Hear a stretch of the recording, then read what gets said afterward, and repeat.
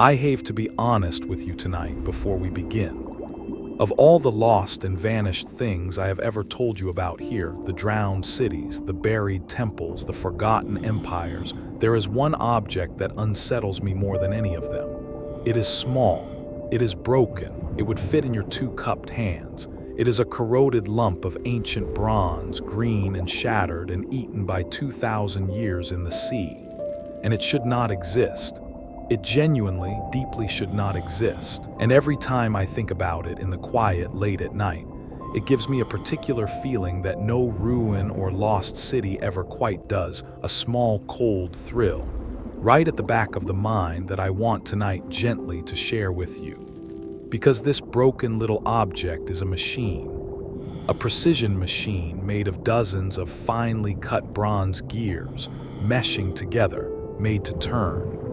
And it was built more than 2,000 years ago, before the fall of Rome, before most of the history you know. And nothing else remotely like it, nothing of anything close to its complexity, appears anywhere in the world for more than 1,000 years after it was made. It is as if you were digging through a medieval castle and found, sealed in the wall, a working pocket watch. Except stranger, except real. It is a thing that arrived far, far too early and then vanished, along with whatever mind could make it, into a silence that lasted the better part of 2,000 years. Welcome back. And if this is your first night here, then settle in. You have come to one of the strangest quiet mysteries there is. Before we go down into it, do the small thing that keeps these journeys alive. Tap subscribe and leave one comment before your eyes grow heavy, where you are, what hour it is, what you are drinking tonight. I read them all in the mornings. Now dim whatever light is still on, and let the room go soft and deep. Because tonight we are going to hold in our minds that impossible little machine and turn it over gently in the dark and let it unsettle us in the best possible way. It is called the Antikythera mechanism, after the small Greek island near which it was found, at the bottom of the sea in a shipwreck 2,000 years old. And it is, as far as anyone can tell, the first computer. Not a computer as we mean it, no electricity, no screen, but a true analog computer, a machine of gears built to calculate, to model, to predict. Turn its handle and it would tell you the position of the sun and the moon in the sky. It would show you the phases of the moon. It would predict years in advance the eclipses, the exact days when the sun or the moon would go dark. It tracked the calendars and the cycles of the heavens, and even, it seems, the wandering of the planets. A hand-cranked model of the entire known cosmos, made of bronze 2,000 years ago, and then lost. That is our journey tonight, and it moves in 3 slow movements like the turning of the machine's own gears. First, the problem, the object itself, and the impossibility of it. We will go down to the shipwreck where it was found and hold the broken lump in our minds and feel the full strangeness of a thing that should not be there. Then, the mechanism, how, across a whole century, we slowly worked out what it was, and how it worked and what it could do. The long, patient decoding of the impossible machine and the astonishing world of the mind that made it. And finally, the solution, or as close to one as we can come, what it means, what was lost when it was lost, and why a broken little machine at the bottom of the sea should give us so much to wonder about gently as we drift towards sleep. You will not need to remember any of it. You are only here to be carried down to the seabed, and into the turning of the gears and down into sleep. So take a slow breath, in and let it out longer than you took it. And let us go first to the sea, to a calm morning more than 100 years ago, and a boat full of divers blown off course, about to find something no one was looking for. Come with me down to the water. It begins, as so many great discoveries do, entirely by accident, with a boat of tired men, blown off their course by the weather, sheltering in the lee of a small rocky island, more than 100 years ago in the spring of the year 1900. They were sponge divers, Greek sponge divers from the island's hard men who made their living in the most dangerous of ways, descending into the deep in heavy brass helmets and canvas suits, down into the cold and the dark and the crushing pressure, to cut sponges from the sea floor by hand. It was a brutal trade and a deadly one. The diving of that age killed and crippled men constantly, in ways no one yet fully understood. But it was their living, and they were good at it, and they were on their way home in 2 small boats from the sponge grounds off the coast of Africa, when a storm came up and forced them to take shelter. They sheltered near a small, wild, rocky island in the sea between Greece and Crete, an island called Antikythera, a lonely place far from anything, with steep cliffs dropping into deep water. And while they waited out the weather with nothing else to do, one of the divers, a man named Elias Stadiades, put on his heavy helmet and his suit and went down off the cliffs to see what was on the bottom, perhaps hoping for sponges, perhaps just curious in the way of men with time to kill. He went down into the blue, and then the darker blue, and then the deep, 60 meters down, deep enough to be dangerous, deep enough that a man could not stay long. And there on the sloping sea floor at the foot of the cliffs, in the gloom of the deep water, he saw something that sent him hauling frantically back up to the surface, babbling, terrified. He had seen, he said, a heap of dead bodies, men and horses, rotting on the seafloor, a field of corpses in the deep. His captain, a man named Dimitrios Kondos, thought the diver had been poisoned by the bad air, gone mad in the deep, as divers sometimes did. So the captain went down himself to see. And what Kondos found was not corpses. It was bronze and marble. It was arms and legs and faces, the arms and legs and faces of statues, ancient statues, scattered across the sea floor in the deep gloom, so lifelike in the murk that a frightened diver had taken them for the dead. Kondos brought one up with him, a bronze arm, green with age, torn from some ancient figure. And the sponge divers of Antikythera realized slowly that they had stumbled by pure accident, blown off course by a storm, onto something extraordinary. A shipwreck, an ancient one, and it was full of treasure.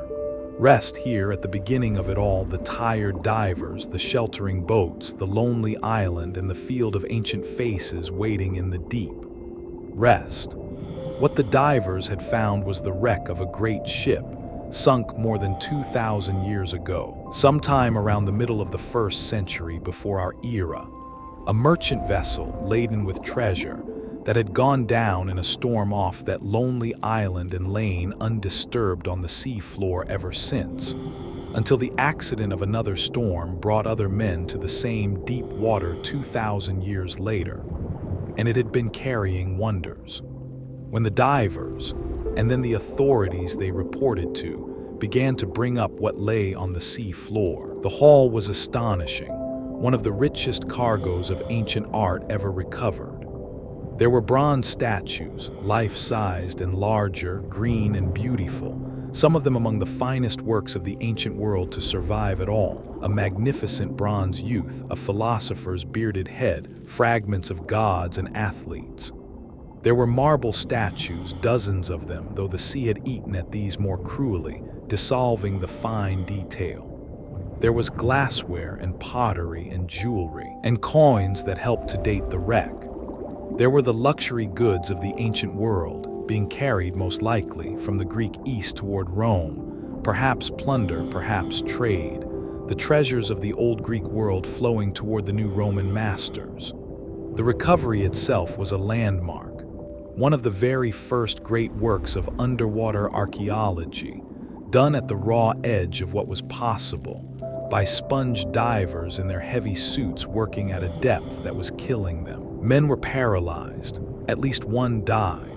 It was slow and dangerous and heroic, and it brought up from the deep dark a whole lost cargo of the ancient world's beauty.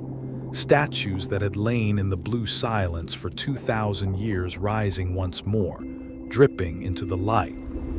And all the attention naturally went to the beautiful things, the bronzes and the marbles, the art that could be admired and displayed and marveled at. The treasures of the wreck were carried to the museum in Athens and cleaned and studied and celebrated. And in among all that beauty, unregarded, ignored, set aside as unimportant, was a shapeless, corroded, unpromising lump, a mass of bronze and rotted wood, green and encrusted and broken, that no one at first thought was anything at all. It did not look like treasure. It did not look like art. It looked like a piece of junk from the sea floor. And it was, in fact, the most important object on the entire ship. Rest here among the rising treasures, the bronzes and the marbles and the coins, and the unregarded lump set aside in the corner, waiting still to be understood. Rest. So picture the lump as it sat in the museum in Athens in those first months after the wreck was raised, a corroded mass of bronze and wood, about the size of a large book, green and cracked and shapeless, utterly overshadowed by the beautiful statues all around it. It had come up with everything else from the deep, and been cataloged and set aside, and more or less forgotten. One small unimpressive fragment among a museum full of wonders. And it might have stayed forgotten, might have sat in a case or a drawer, unregarded for who knows how long, but for a piece of luck and a sharp-eyed man. Because the lump, having spent 2,000 years soaked in seawater and now brought up into the dry air, began, as such things do, to dry out. And as it dried, it cracked.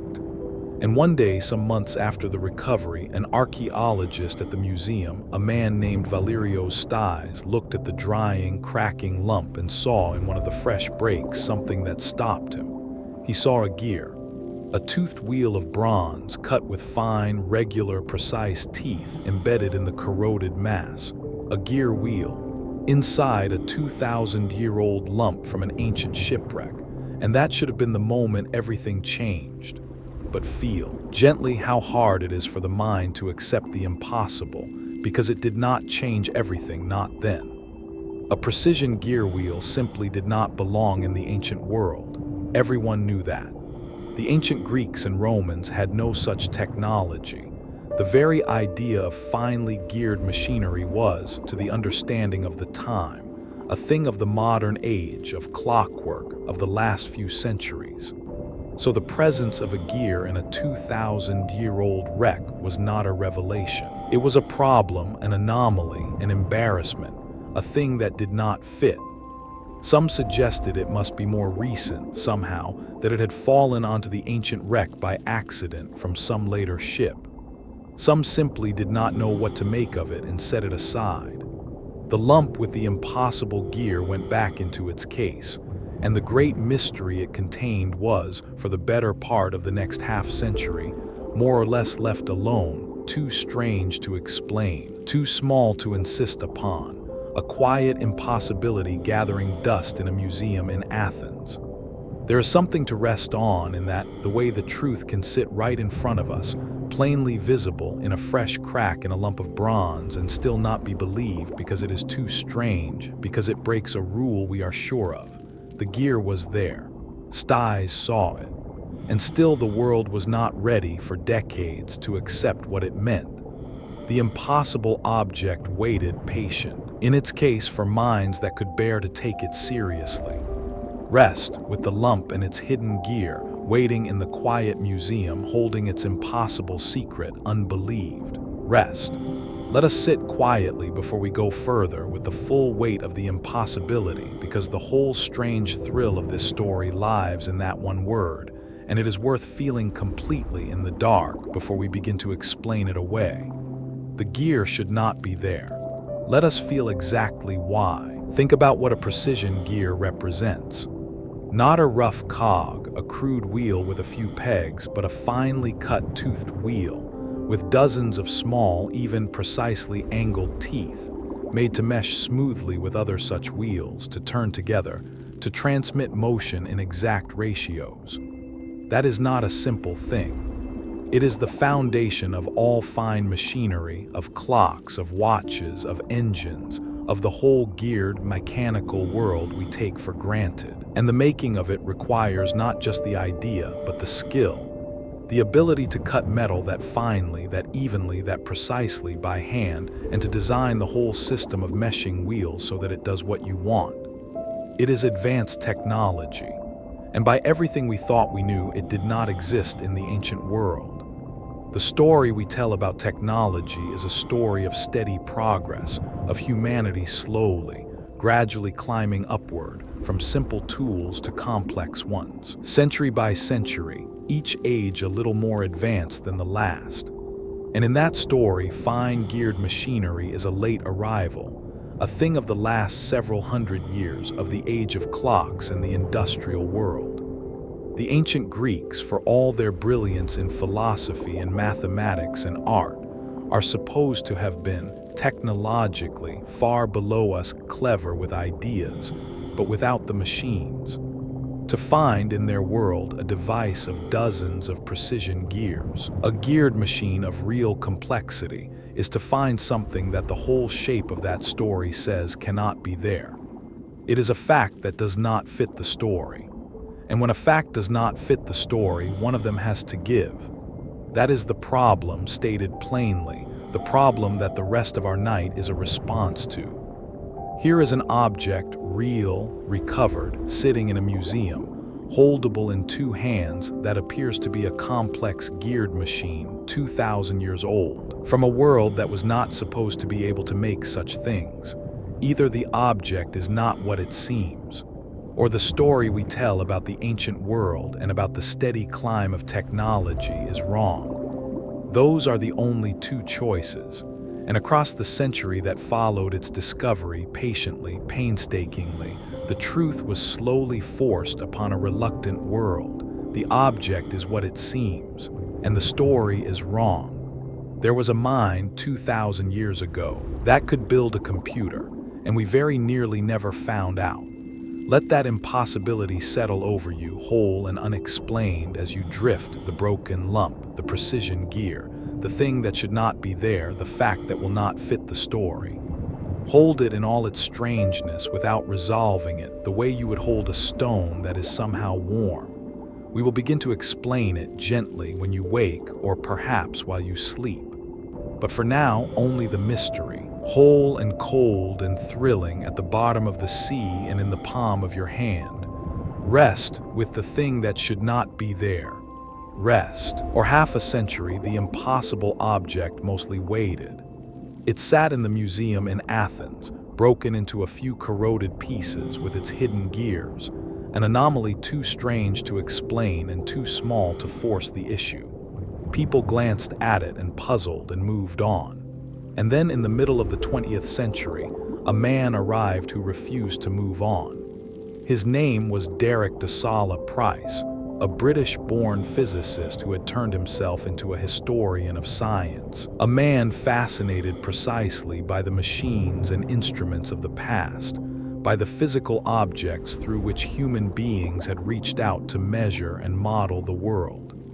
He first saw the Antikythera fragments in the 1950s, and where others had seen a hopeless, corroded puzzle, he saw a question he could not put down. What was it? What did all those gears do? And he gave a large part of the rest of his life to answering it. The problem was that the answer was locked inside the corroded bronze, and gears fused and hidden in the green mass, invisible to the eye. You could not simply open it.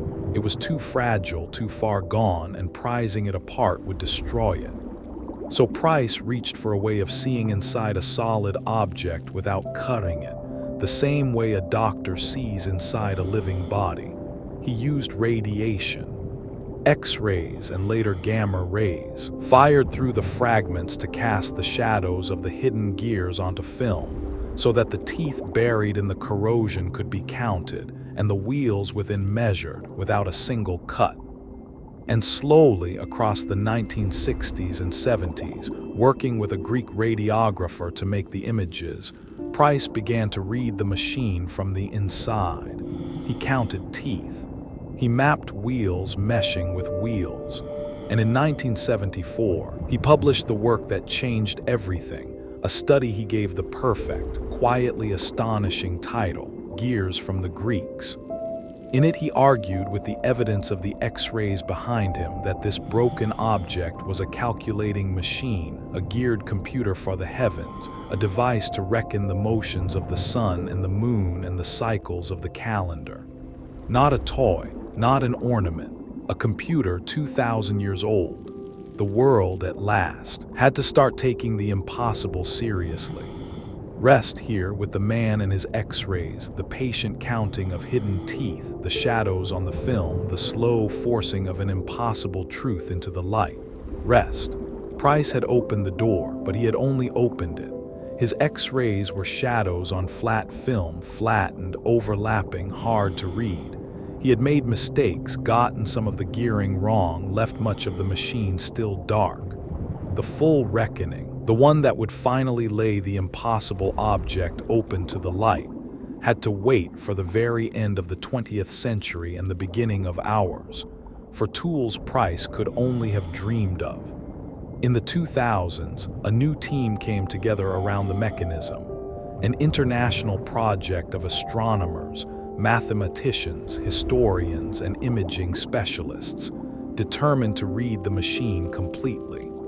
And they brought two extraordinary new eyes to the task. The first was a machine built to see inside solid metal in 3 dimensions, a powerful X-ray scanner, the kind used to inspect industrial castings for hidden flaws. So large it had to be brought to the museum in Athens rather than the fragments to it. Where Price had flat shadows, this machine gave a full 3-dimensional map of the inside of the bronze, every hidden gear, every tooth, floating in reconstructed space, able to be turned and sliced and counted from any angle. The second new eye was subtler.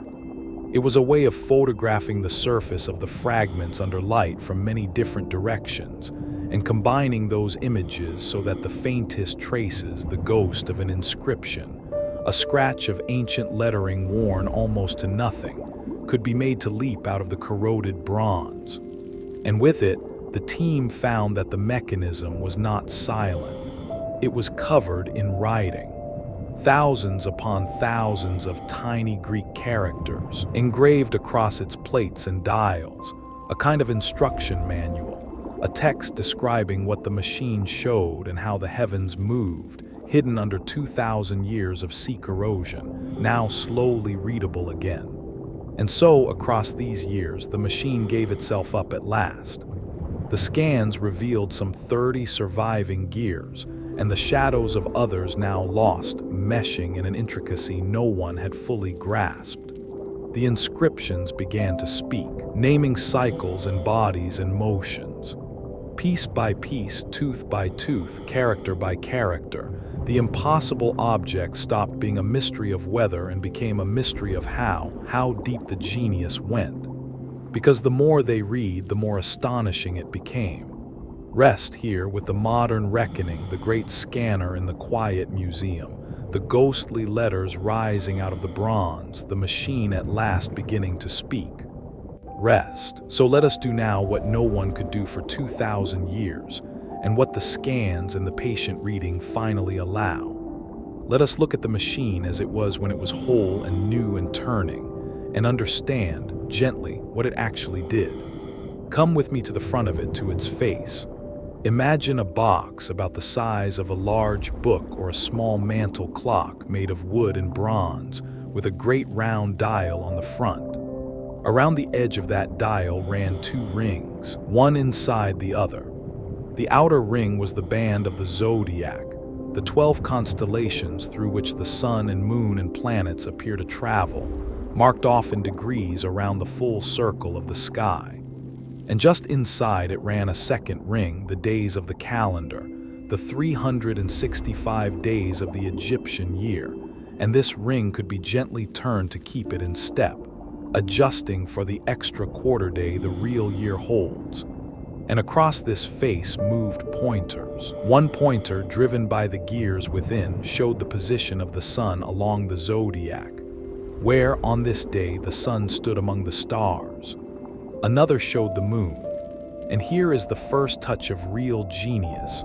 Mounted on the moon's pointer was a tiny ball, half silvered and half dark, that slowly turned as the machine ran, so that it showed you at a glance the exact phase of the moon from new to full and back. A little model moon waxing and waning on the face of the machine in perfect time with the real one in the sky. But the deepest genius of the face is hidden, and it is one of the most beautiful things human beings have ever built. The makers knew something subtle about the moon, that it does not move across the sky at a steady pace. It speeds up and slows down over the course of each month in a regular rhythm. A cruder mind would have ignored this and let the model moon run at an even speed. But the maker of this machine did not.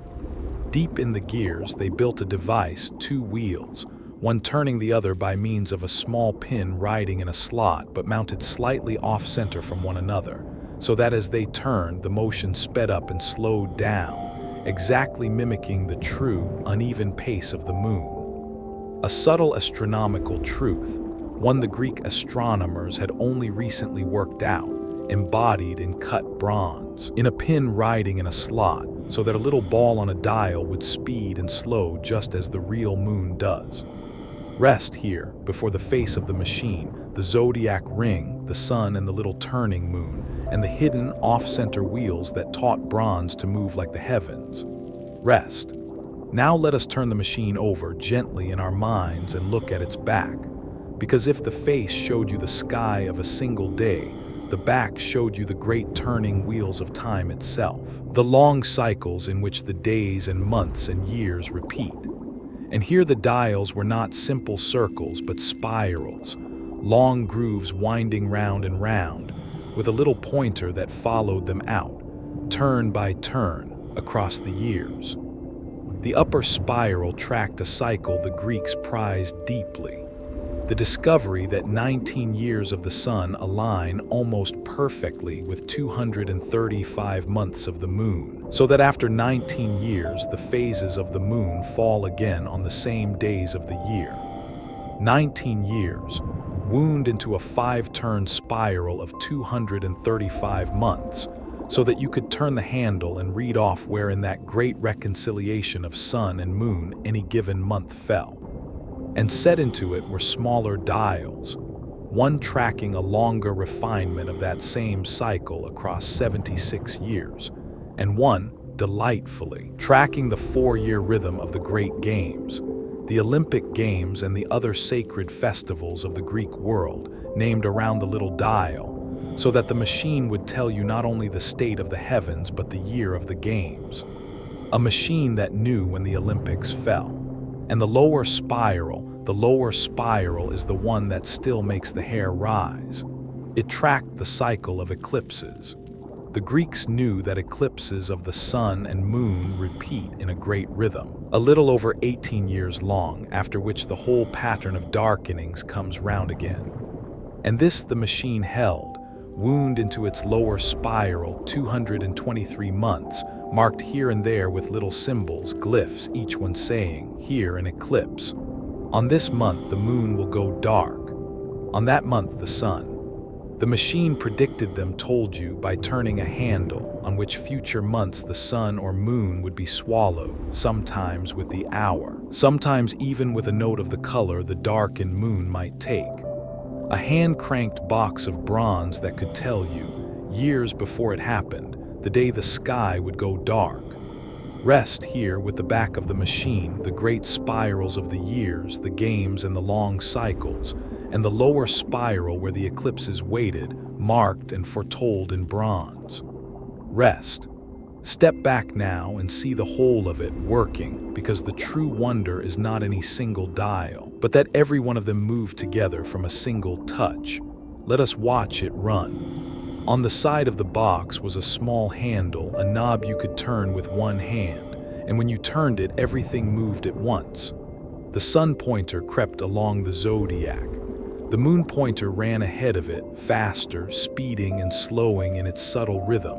The little half-dark ball turned, waxing and waning. On the back, the pointers wound out along their spirals. The months of the great 19-year cycle ticking by, the years of the games, and along the lower spiral one by one, the marked months of the eclipses passing under the pointer. Turn the handle forward and the whole machine ran into the future, the sky of next month, next year, the eclipse 3 years from now. Turn it back and it ran into the past. A single hand on a single knob, driving the sun and the moon and the eclipses and the calendars and the games all in step, all at once. The entire known cosmos, modeled in meshing bronze and set turning by your fingers. Inside to do this were the gears, some 30 of them surviving and once more cut from bronze sheet, their teeth shaped and filed by hand, small triangular teeth, dozens and dozens to a wheel, the largest wheel bearing over 200 of them. And these were not arbitrary. The number of teeth on each wheel was chosen with care, so that as one turned another, the ratio between them would reproduce exactly a ratio in the heavens, this many turns of the moon to that many of the sun, this cycle folding into that one. The astronomy was not painted on the machine. It was the machine. The knowledge of the sky was encoded directly into the counting of teeth, into the meshing of wheels, so that the bronze itself, simply by turning, could not help but be right. Think of what it would have been to hold such a thing to stand in the ancient world, in a world of oil lamps and sailing ships and hand-copied scrolls, and to turn a small handle and watch in your 2 hands, the sun and the moon and the coming eclipse move in obedient bronze. It would have seemed very close to holding the heavens themselves. It was a little cosmos, a universe you could turn with one finger. And someone, 2,000 years ago, sat down and designed it, tooth by tooth, and cut it and made it work.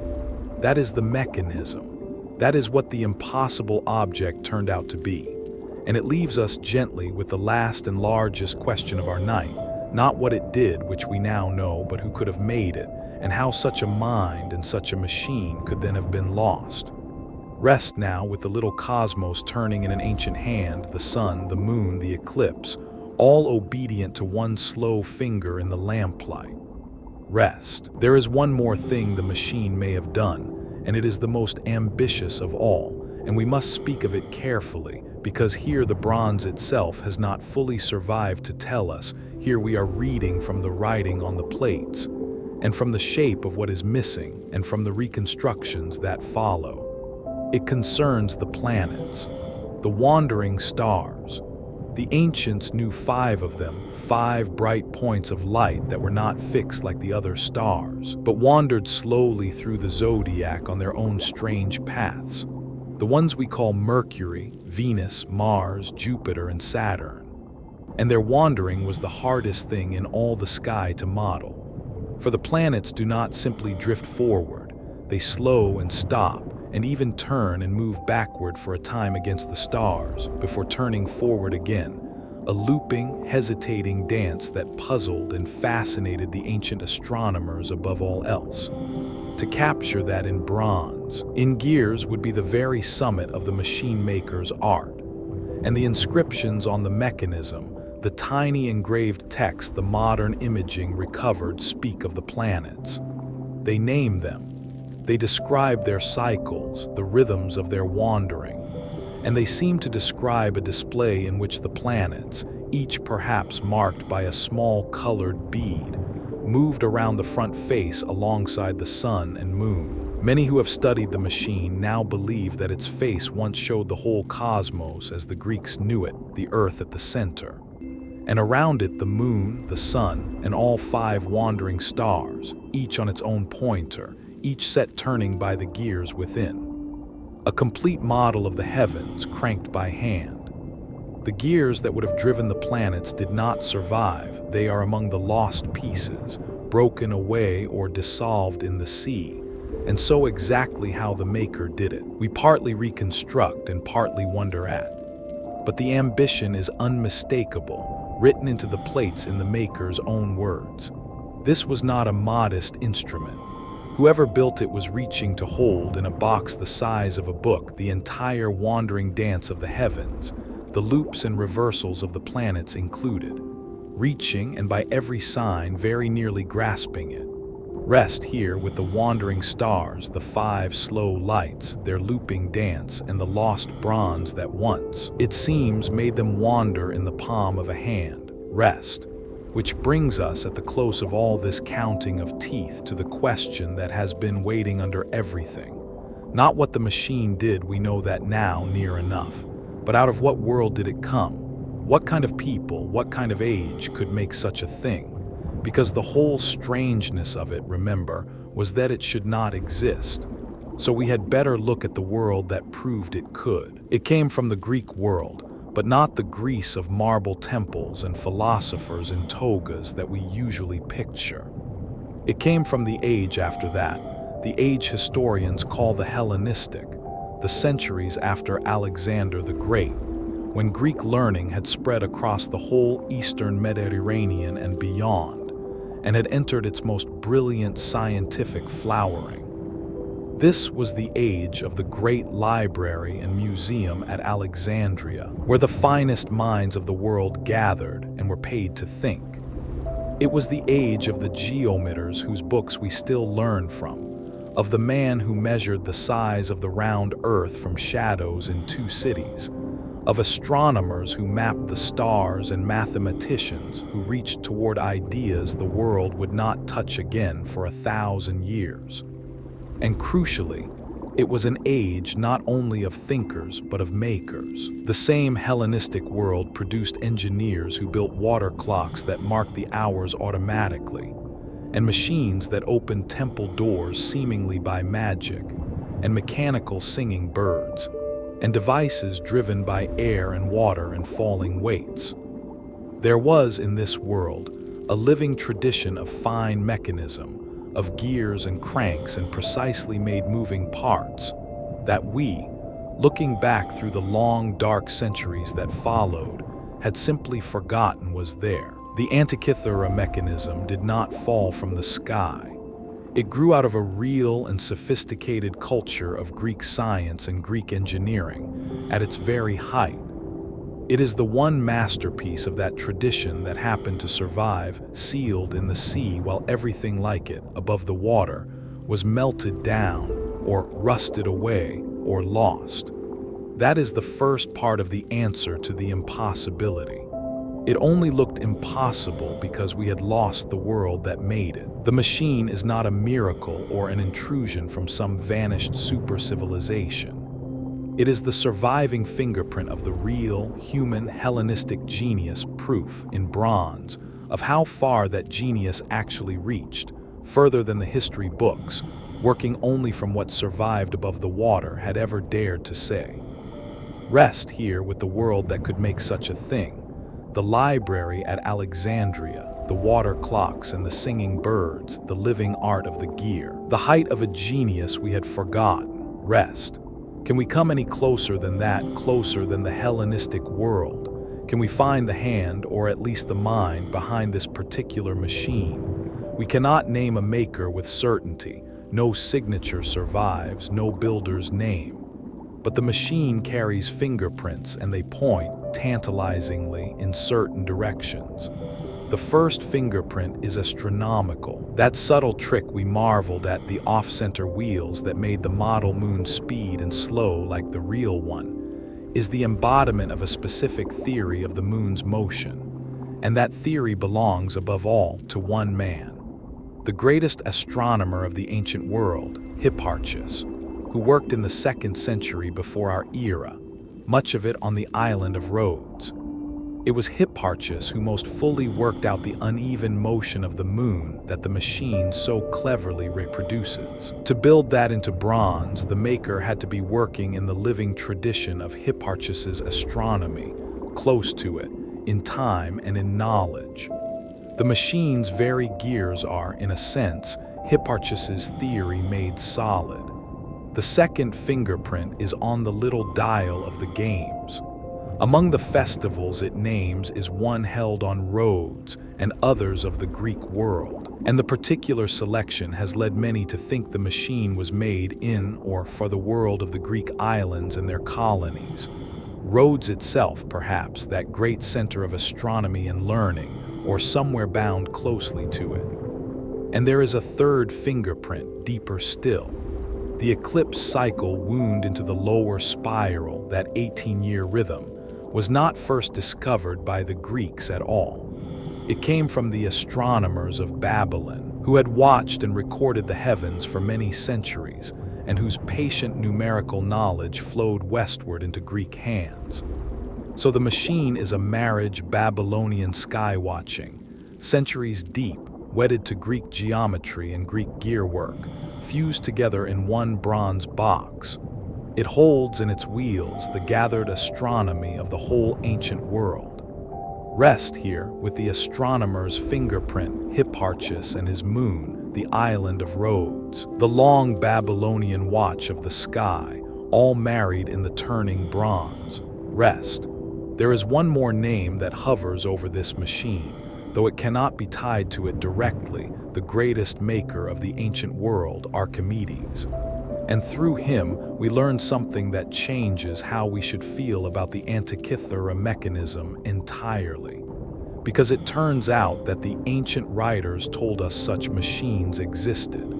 We simply did not believe them. Long after Archimedes died, killed, the story goes, at the fall of his city, Syracuse, the Roman writer and statesman Cicero described a wonder that the Roman general had carried home from that conquest as its most prized spoil. It was a bronze sphere made by Archimedes, and Cicero says that when you turned it, it reproduced the motions of the sun and the moon and the 5 wandering planets, each moving in its proper course, and that it even showed the eclipses of the sun and moon as they would truly occur. Cicero marveled that one mind could have built such a thing, and he mentions, almost in passing, that a philosopher of his own day, Posidonius, who taught on Rhodes, had recently made another, similar device. For centuries, scholars read these descriptions and did not know what to do with them. A geared bronze machine that modeled the sun and moon and planets and predicted eclipses. It sounded like exaggeration, like a legend grown in the retelling, the kind of marvel ancient writers like to embroider. Surely, people thought, the ancients could not really have built such a thing. And then from the sea floor off Antikythera came the object that proved every word of it could be true. The mechanism is not the sphere of Archimedes. It is later and different in form. But it is proof that the tradition Cicero described was utterly real, that the ancient world truly did build hand-turned machines that held the moving heavens, that when the old text spoke of such wonders, they were not dreaming. We had a written record of this lost art all along in Cicero's own words. We had simply decided, across the long forgetting, that it could not be believed until the sea handed us the proof. Rest here, with the echo of Archimedes, the sphere carried home from Syracuse, Cicero's wonder, the marvel we dismissed as legend until the deep water proved it true. Rest. Let us go back now to where our night began, to the shipwreck and the deep water off the lonely island. Because knowing what we now know about the machine, the wreck itself takes on a different, sadder weight. Let us stand again on the deck of that doomed ship in its last days, and understand what it was carrying and where, and why. The ship went down around the middle of the 1st century before our era, some 60 or 70 years before the birth of the age we count our own years from. It was a large merchant vessel, and it was carrying, as we saw, a great cargo of Greek treasure westward. Bronze and marble statues, fine glass and pottery, luxury goods, the accumulated art and craft of the older Greek East. And it was almost certainly bound for Italy, for Rome, and the wealthy Romans who, in those years, had conquered the Greek world and developed an enormous appetite for its beauty. This was a ship of the great westward flow of Greek treasure into Roman hands, whether by trade or tribute or plunder. And somewhere in its hold, packed among the statues, was the machine. And here is a quiet, aching detail. The machine may already have been old when the ship sank. Some who study it believe it was made decades before the wreck went down, that it was, by the time it was loaded aboard, already an antique, a prized and precious instrument perhaps generations old, being carried west like the statues, another piece of the old Greek genius flowing toward Rome. We do not know who owned it or why it was aboard, or whether anyone on that ship even understood what it could do. We know only that the sea took it along with the statues and the sailors, and closed over it and kept it, as it turned out, safer than the dry land ever would have. For every machine like it that stayed above the water was, in the end, lost. This one, and only this one, the sea preserved. The wreck that drowned it saved it. Rest here on the deck of the doomed ship, the westward cargo, the old machine in the hold, the sea about to take it, and in taking it, to keep it for us across 2,000 years. Rest. So the sea closed over the machine and kept it. And above the water, in the world of the living, something happened that is, in its own quiet way, as astonishing as the machine itself. Nothing like it was made again, not for a very, very long time. Let us sit with the sheer size of that silence, because it is the heart of what makes this object haunt us.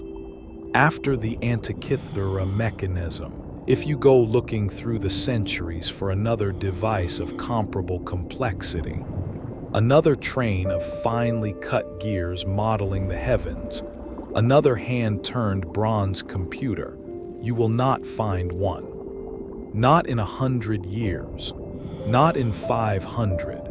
You have to travel forward more than 1,000 years into the late Middle Ages of Europe, to the great astronomical clocks that began to appear in the cathedral towns, before you find machines that can truly stand beside it in intricacy and ambition. More than 1,000 years, a gap so wide it is hard to hold in the mind. There were glimmers in between, it is true, the makers of the medieval Islamic world, inheritors of much Greek learning, built geared astrolabes and ingenious devices that kept a thread of the tradition alive, and through them some of the knowledge slowly traveled onward.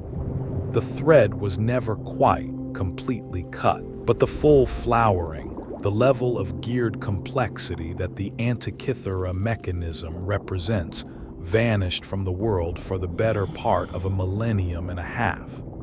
A capability that human hands had clearly possessed, standing there in green bronze to prove it, simply went out like a lamp and stayed out for longer than most civilizations last. Think of what that means. It means that progress is not a staircase. We like to imagine history climbing steadily upward, each century knowing a little more than the last, never losing ground. The Antikythera mechanism is the flat refutation of that comforting picture. Here is a summit of human skill, reached 2,000 years ago and then not built upon but lost so completely that when we found the proof of it on the sea floor, we could barely believe our own eyes. Knowledge, it tells us, is not a possession we keep forever once we have it. It is a fire that has to be tended, and this fire went out. Rest here with the long silence, the 1,000-year gap, the lamp gone dark, the summit reached and then forgotten, the staircase that turned out to be no staircase at all. Rest. How does such a thing happen? How does a whole living art, the making of these machines, a craft clearly mastered, clearly real, simply die out of the world? It is worth understanding gently, because it is one of the quiet lessons this broken bronze has to teach, and it is not the lesson we might expect. Knowledge does not usually die in a single dramatic blow.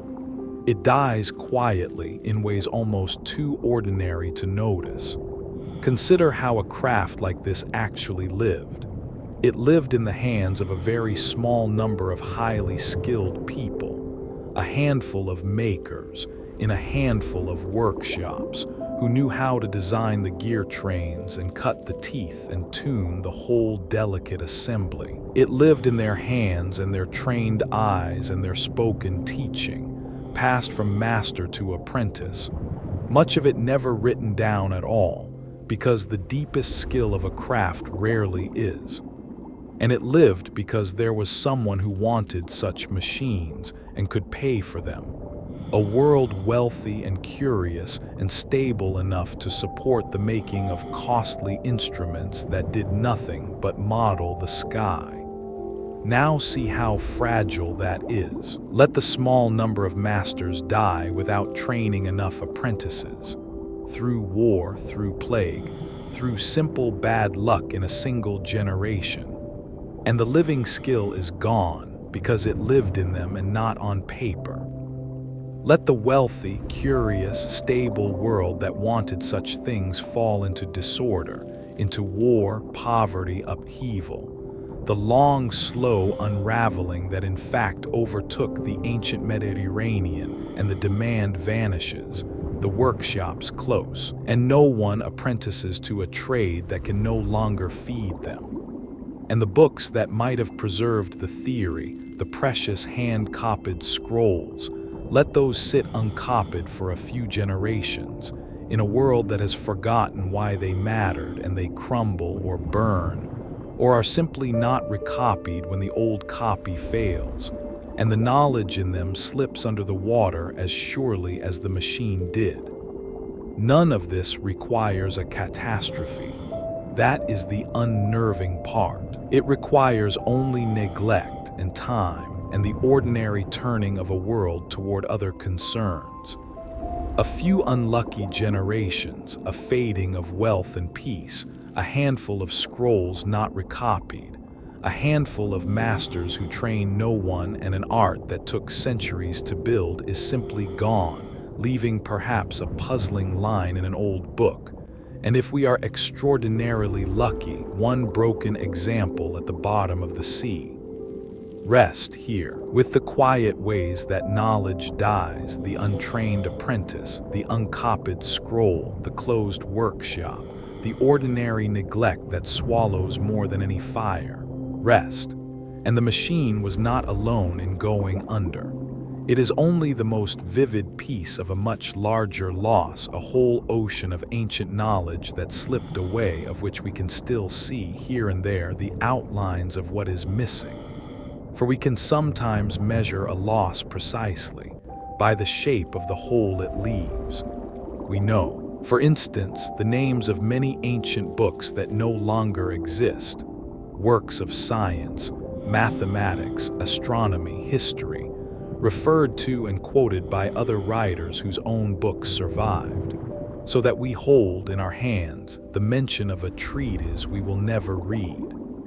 We know that the great libraries of the ancient world held far more than has come down to us, that of all the writing of Greece and Rome, only a fraction survived the long centuries of not being recopied, so that we possess of many great authors a few works and the mere titles of a dozen more.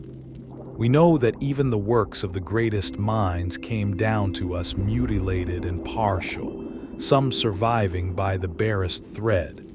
A single copy, half erased and written over, rescued almost by accident from destruction. So when we hold the Antikythera mechanism, we should feel behind it the pressure of everything we cannot hold. If a machine this sophisticated survived in only a single broken, corroded example, if this entire tradition of gearwork would be completely unknown to us but for one shipwreck, one accident, one storm that drove some divers to the right patch of sea, then how much else was there, of which not even one example was lucky enough to sink in the right place and be found? The machine is a window, and what it shows us mostly is the darkness on either side of it, the vast, unmeasured extent of what the ancient world knew and made and understood and simply lost, leaving no bronze on any sea floor for us to find. Rest here with the things we know we lost, the books that are only titles, the authors reduced to fragments, the immense dark ocean of knowledge for which the machine is the one small window. rest. It is tempting, standing before all this, to fall into a particular daydream, and I want to walk into it with you gently, and then walk carefully back out, because the truth is more interesting than the fantasy. The daydream goes like this. If only the ancient world had not lost this knowledge, if the tradition of the machine had continued unbroken, imagine how far ahead we would be. They were building computers 2,000 years ago. Picture where we might be now had the fire never gone out. It is a seductive thought, and you will hear it said often. But we should hold it lightly, because it rests on a misunderstanding. That same false picture of history as a simple ladder, where more machines earlier means everything else sooner. The Antikythera mechanism, for all its genius, was not the seed of an industrial revolution waiting to sprout.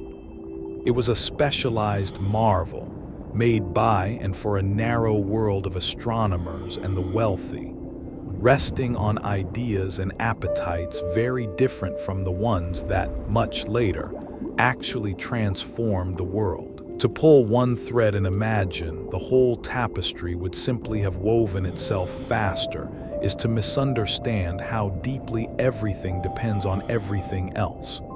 So the real weight of that 1,000-year silence is not the rockets we would have had. It is something quieter and truer, and in its way sadder.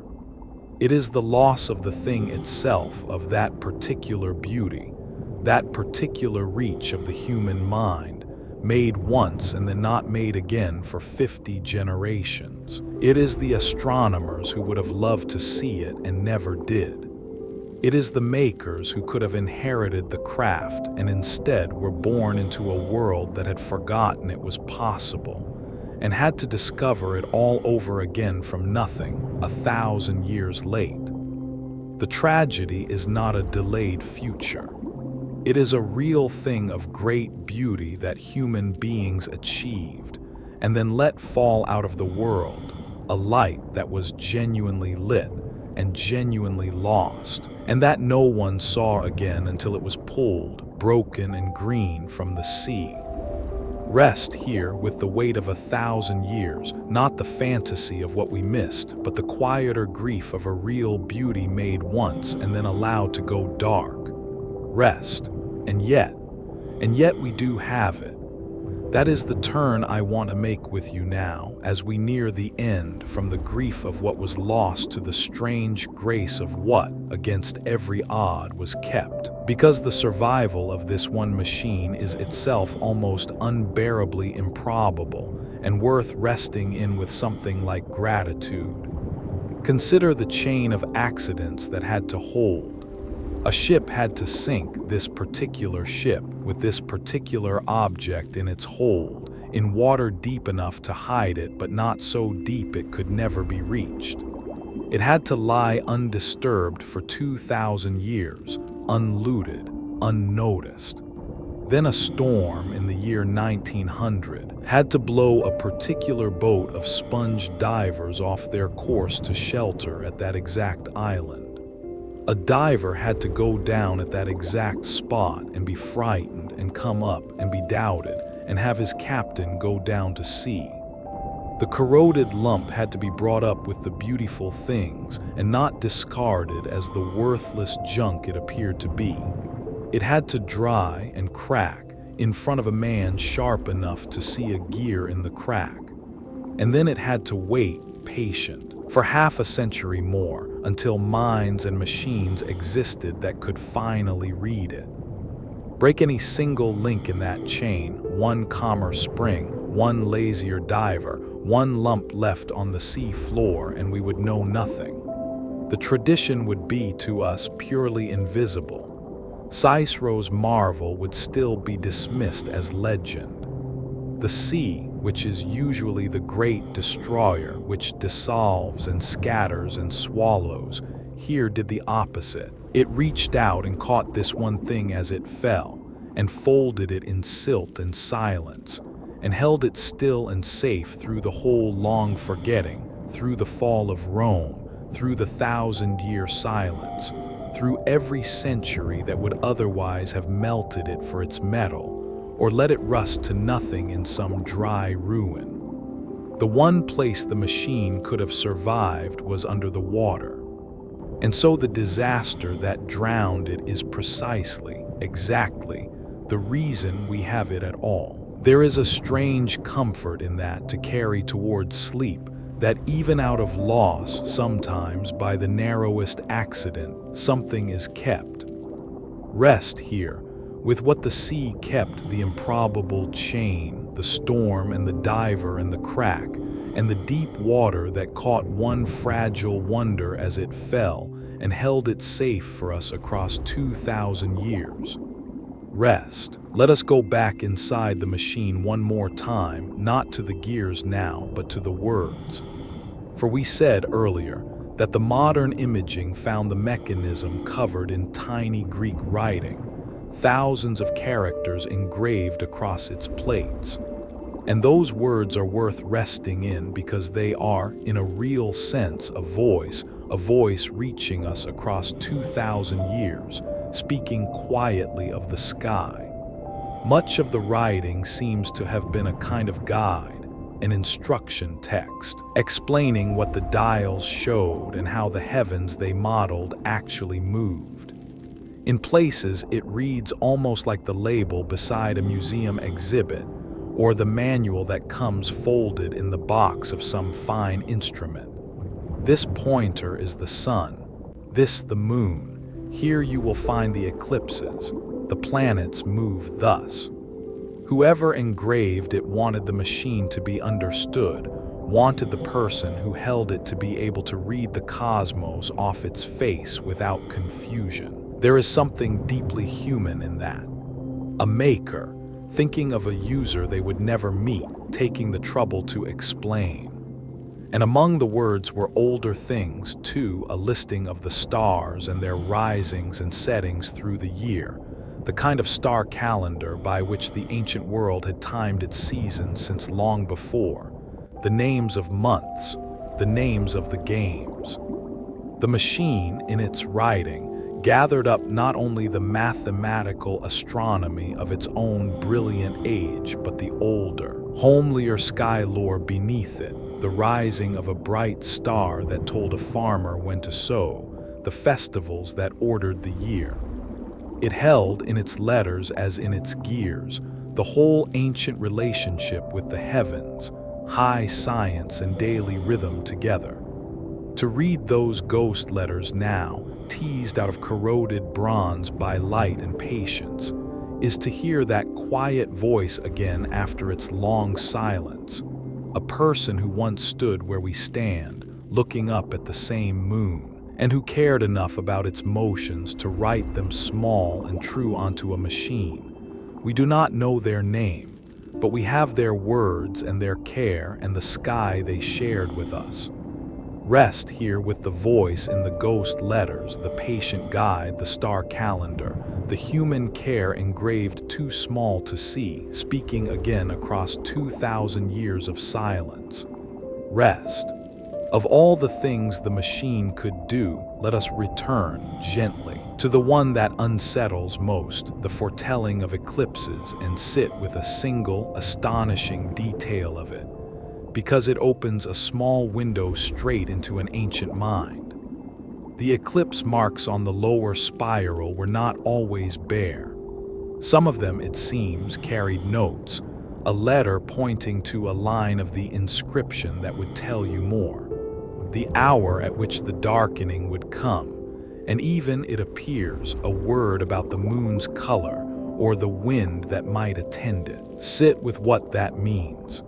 It means the machine did not merely say an eclipse will occur. It reached towards saying, on this future night, years from now, at about this hour, the moon will enter shadow and it may turn this color as it does.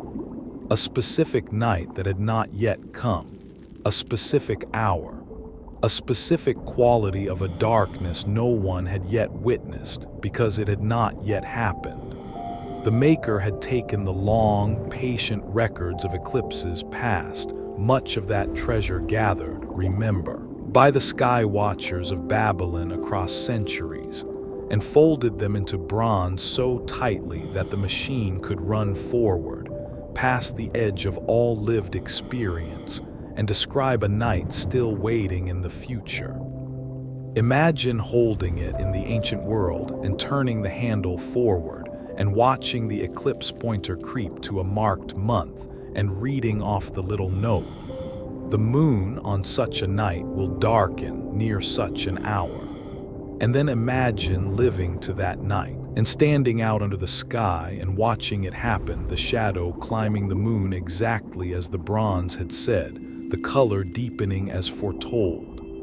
It would have felt like a kind of quiet power over time itself, like being let in just a little on the secret order of the heavens. Not magic, the very opposite of magic. The cool, astonishing power of understanding. The discovery that the sky, for all its vastness, keeps to rhythms a patient mind can learn and write down and turn on a handle.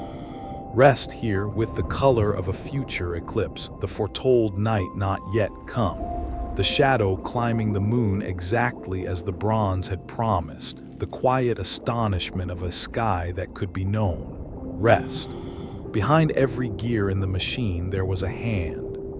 Let us spend a little while with that hand, with the maker at the bench, because it is easy, amid talk of cycles and computers, to forget that this wonder was made not by a machine, but by a person, slowly, physically, one tooth at a time.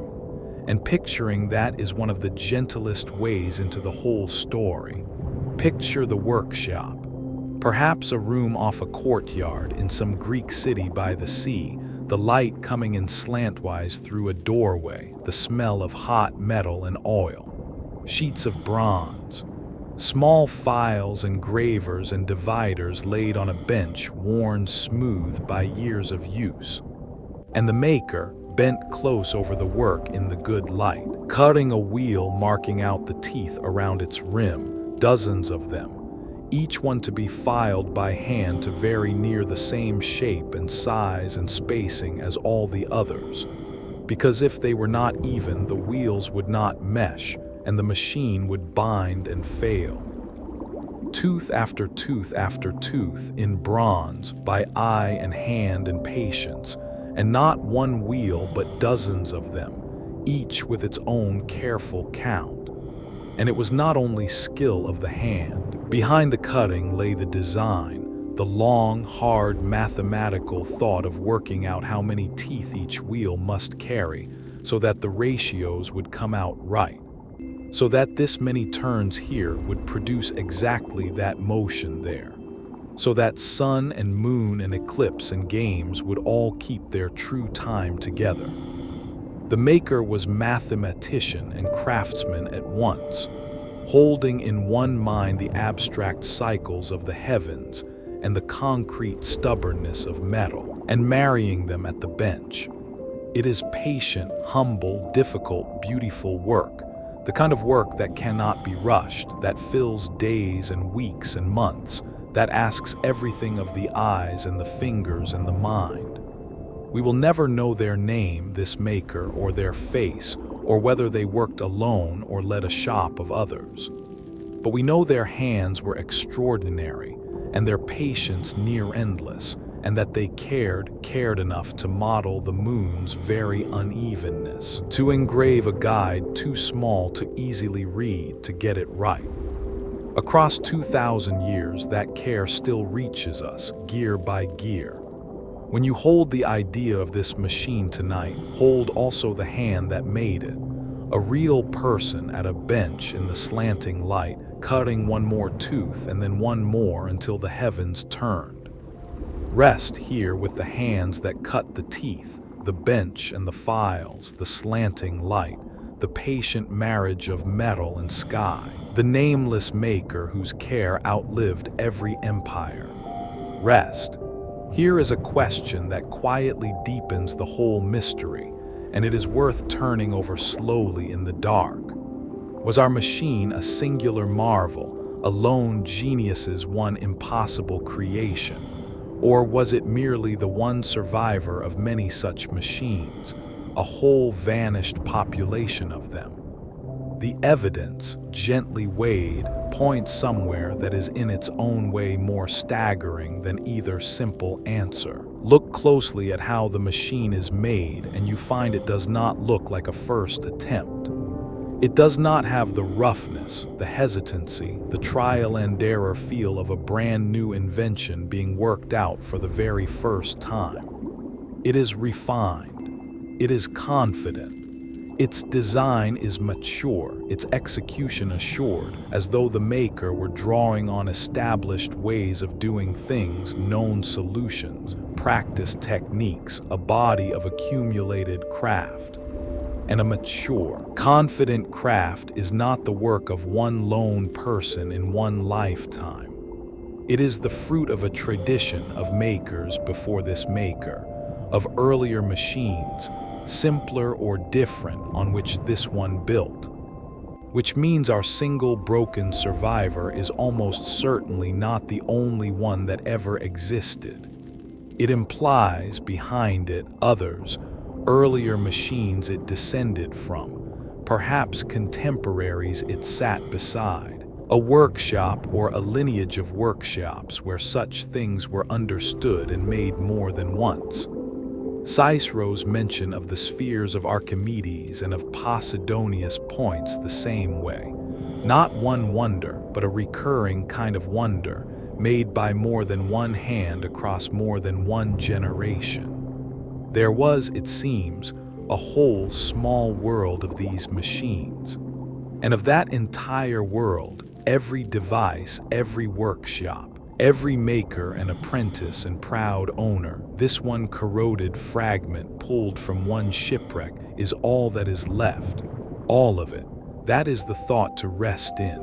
Not a single miracle survived, but an entire tradition perished and left us one broken piece. The machine in our hands is not the whole of the lost art. It is the last ember of a fire that once burned in many hearths, the one coal that happened to fall where the water could keep it, while all the rest went cold and dark and nameless.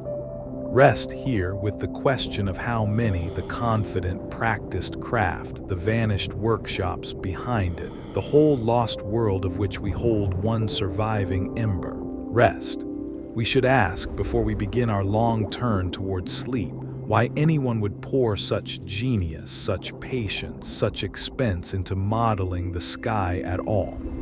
To us, a machine that shows the phase of the moon is a curiosity. To the ancient world, the motions of the heavens were woven into nearly everything that mattered. And understanding why makes the machine feel less like a marvel and more like a heart, beating at the center of an entire way of life. The sky was the calendar. Before printed almanacs, before any of the timekeeping we take for granted, it was the sun and the moon and the stars that told people when to plant and when to harvest, when the rivers would rise, when the seasons would turn. The rising of a particular bright star at dawn was a signal read by farmers for thousands of years. To know the heavens was to know time itself, and a people's food and survival hung on reading it rightly. The sky was also the sacred order.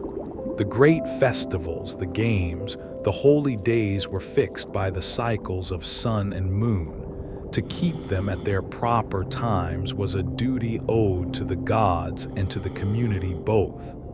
And the heavens were read, too, for meaning, for omen and portent, for signs of what the gods intended, for guidance in the affairs of kings and cities. An eclipse was not merely an astronomical event. It was a moment heavy with dread and significance, and to be able to foretell it was to hold a kind of authority over fear itself. And on the sea, the stars were the only road, the wheeling constellations the sole guide by which a ship could hold its course through the trackless dark of open water. So to build a machine that gathered all of this, The calendar, the festivals, the eclipses, the wandering planets, the whole moving order of the heavens, into one bronze box that a person could turn and read was not idle cleverness.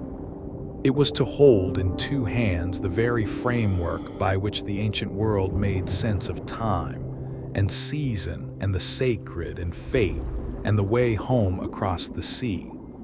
It was to hold the ordering principle of a whole civilization's life. No wonder someone gave years to making it beautiful and true. Rest here with the reasons the sky mattered, the calendar and the harvest, the festivals and the omens, the road of stars across the dark sea, the whole ordered heavens gathered into one turning box. Rest. Let us go back down to the wreck once more, to the whole of it this time, not just the machine, because the shipwreck off Antikythera did not give up only its one impossible treasure. It gave up a whole drowned museum, and the rest of that cargo has its own quiet beauty and its own long afterlife, worth drifting through on our way towards sleep. Among the things the divers raised from the deep was a young man, a bronze youth, life-sized, magnificent, one arm raised, cast centuries before the ship even sank, already an old and precious work of art when it was loaded aboard. He had lain on the seafloor for 2,000 years, and he came up green and serene and almost whole, and he stands now in a museum in Athens, one of the loveliest bronzes to survive from the ancient world. Beside him came the head of a bearded man, a philosopher perhaps, worn by the sea to a haunting, dreaming roughness, and marble figures too, though these the sea had treated cruelly, dissolving their fine surfaces, eating away the faces, so that the parts buried in protecting sand survived sharp and clear, while the parts left exposed to the water were gnawed to ghosts. And the wreck was not finished with us even then. Across the last century, others returned to that patch of deep water.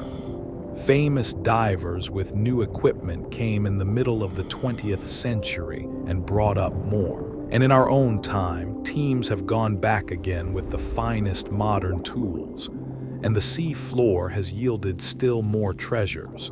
Statue fragments, a bronze arm, coins, and even human bones. The remains, it seems, of someone who went down with the ship 2,000 years ago and lay there in the dark ever since. The wreck keeps giving. It is not exhausted.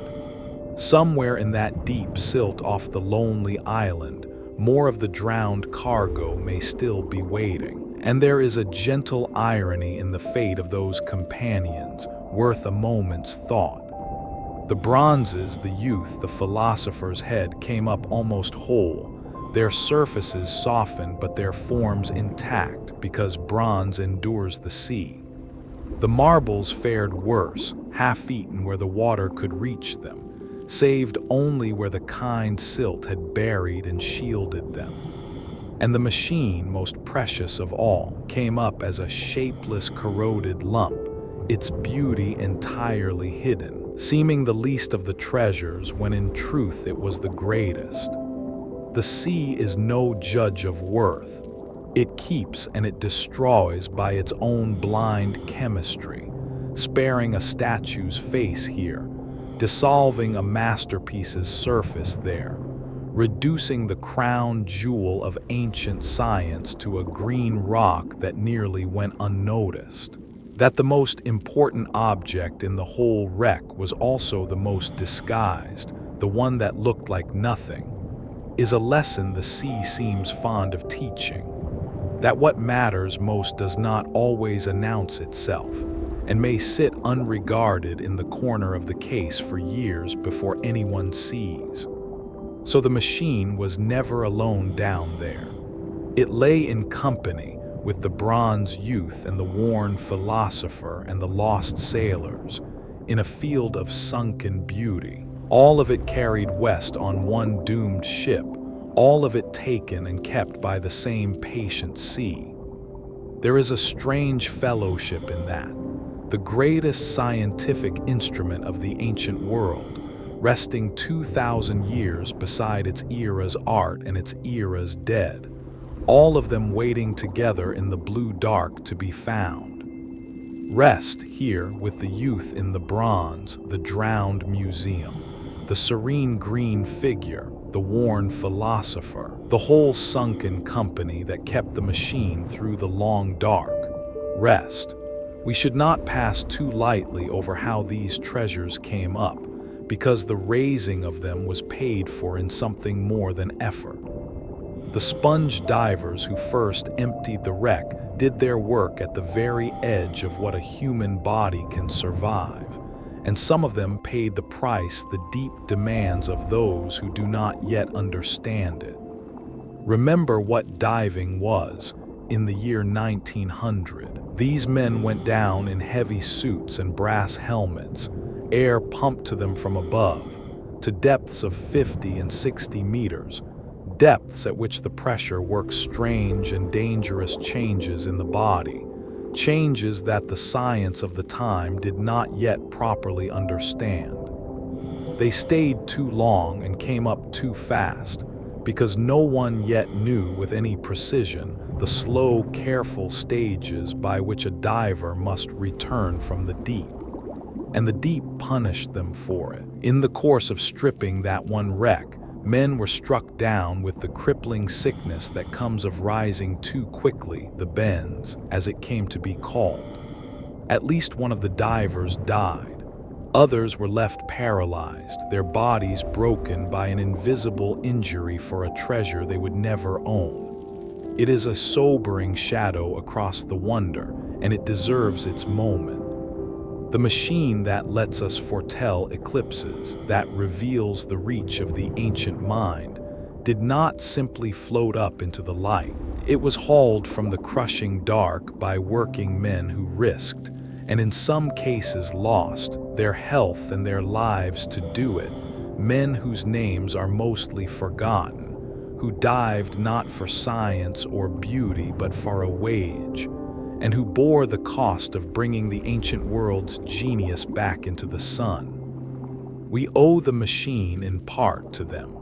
It is worth remembering, too, that these divers were not treasure hunters by trade, but sponge gatherers, men whose ordinary work was already among the most dangerous a person could do, descending day after day into depths that could cripple or kill them, to bring up sponges from the sea floor for a living.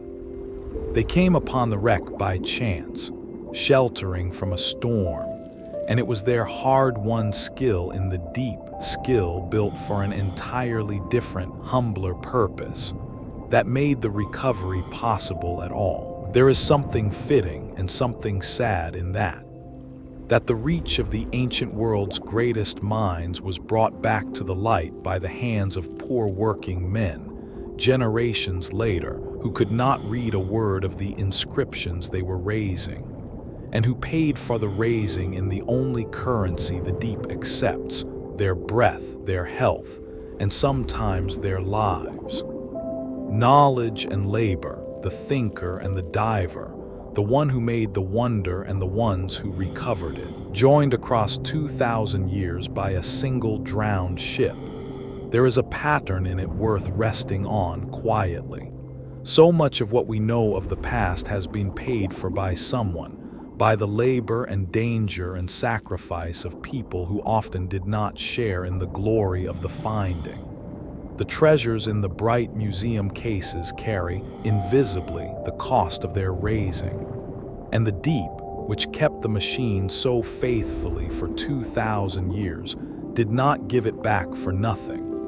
Rest here. With the cost in the deep, the men in the brass helmets, the invisible injury of the fast ascent, the forgotten divers who paid in their own bodies to bring the ancient light up out of the dark. Rest. Now let us turn toward something warmer, toward a kind of resurrection. For the story of the Antikythera mechanism does not end in loss. In our own time, having finally read the machine, We have done something rather wonderful with what we learned. We have built it again. The lamp that went out 2,000 years ago has, in a sense, been relit. Once the scans had revealed the gears and the inscriptions had begun to speak, people who loved the machine set about reconstructing it, working out the full train of wheels, filling in the lost pieces by reason and evidence, and then actually making them, cutting new gears, assembling them, fitting the dials, and turning the handle. And it worked. Across the last decades, working models of the Antikythera mechanism have been built, some in careful bronze, faithful to the ancient methods, some in modern materials, one famously and joyfully built out of a child's plastic construction bricks. And every one of them, when you turn its handle, does again what the original did. The sun and moon move, the little phase ball turns, the spirals wind out, the eclipses come round. After 2,000 years of silence, the machine runs again. There is something deeply moving in that, in the fact that we cared enough to rebuild it, and that the ancient design was sound enough to rebuild. It is a kind of conversation across 2,000 years. The maker cut their gears, and the sea took them, and the silence fell, and now, at the far end of all that time, other hands have cut the gears again, from the maker's own surviving plan, and set the heavens turning once more. The knowledge that died has been, in this one precious case, brought back to life. Not the original craft tradition, which is gone forever, but this one machine, this one design understood again and running again in our own hands. And notice what made the rebuilding possible, because it circles us back to the machine's own deepest theme. We could rebuild it only because enough of it had been written down, not on paper, but in the thing itself. The tooth counts preserved in the surviving wheels, the workings named in the engraved text, the design encoded so thoroughly in the bronze that patient study could recover the maker's intent even across 2,000 years, and through terrible damage. The machine carried its own blueprint inside it, and that is why it could rise again. It is the exact opposite of how the tradition died. The tradition died because its knowledge lived only in living hands and was never fully written down, and so vanished when the hands were gone. The machine returned because its knowledge was written into a form that could outlast every hand that made it. The same story, run in reverse. What is recorded can be recovered. What lives only in memory dies with the rememberer. The mechanism teaches both halves of that law, the losing and the finding, in its own broken body.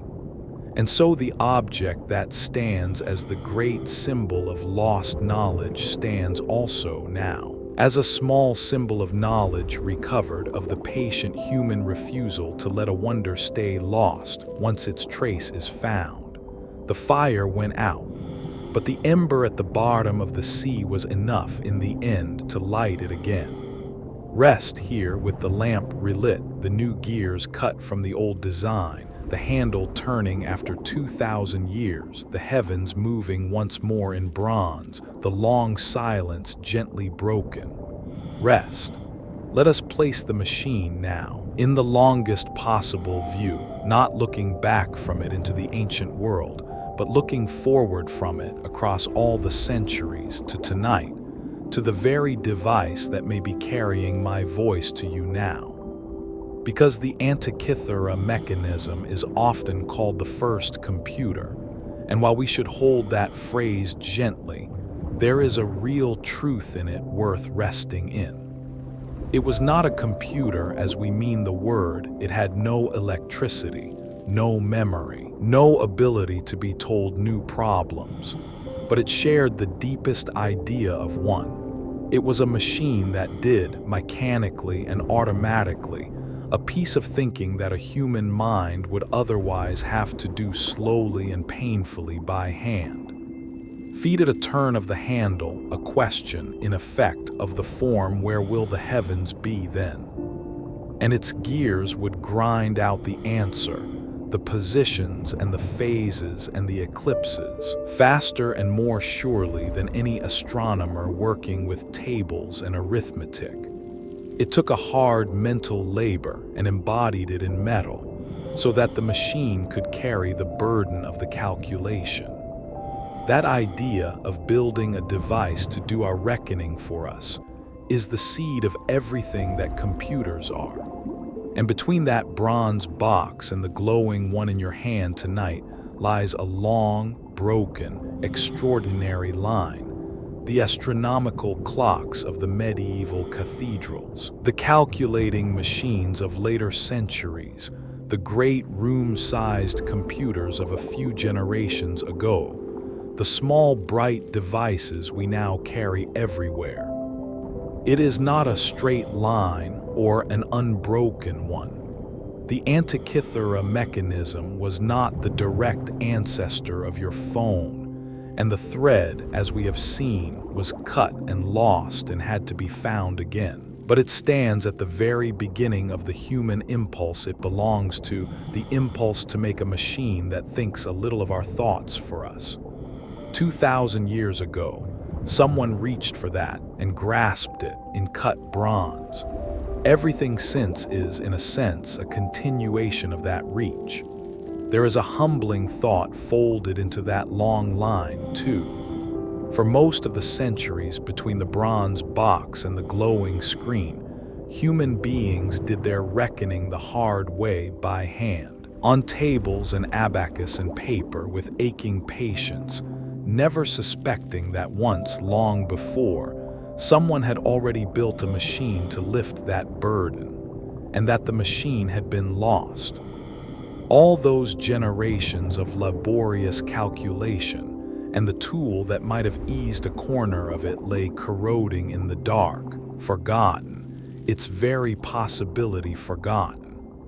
It is a strange vertigo to realize that a good idea can be had and made real, and then so completely lost that the world has to spend 1,000 years and more reinventing its way back to the same threshold.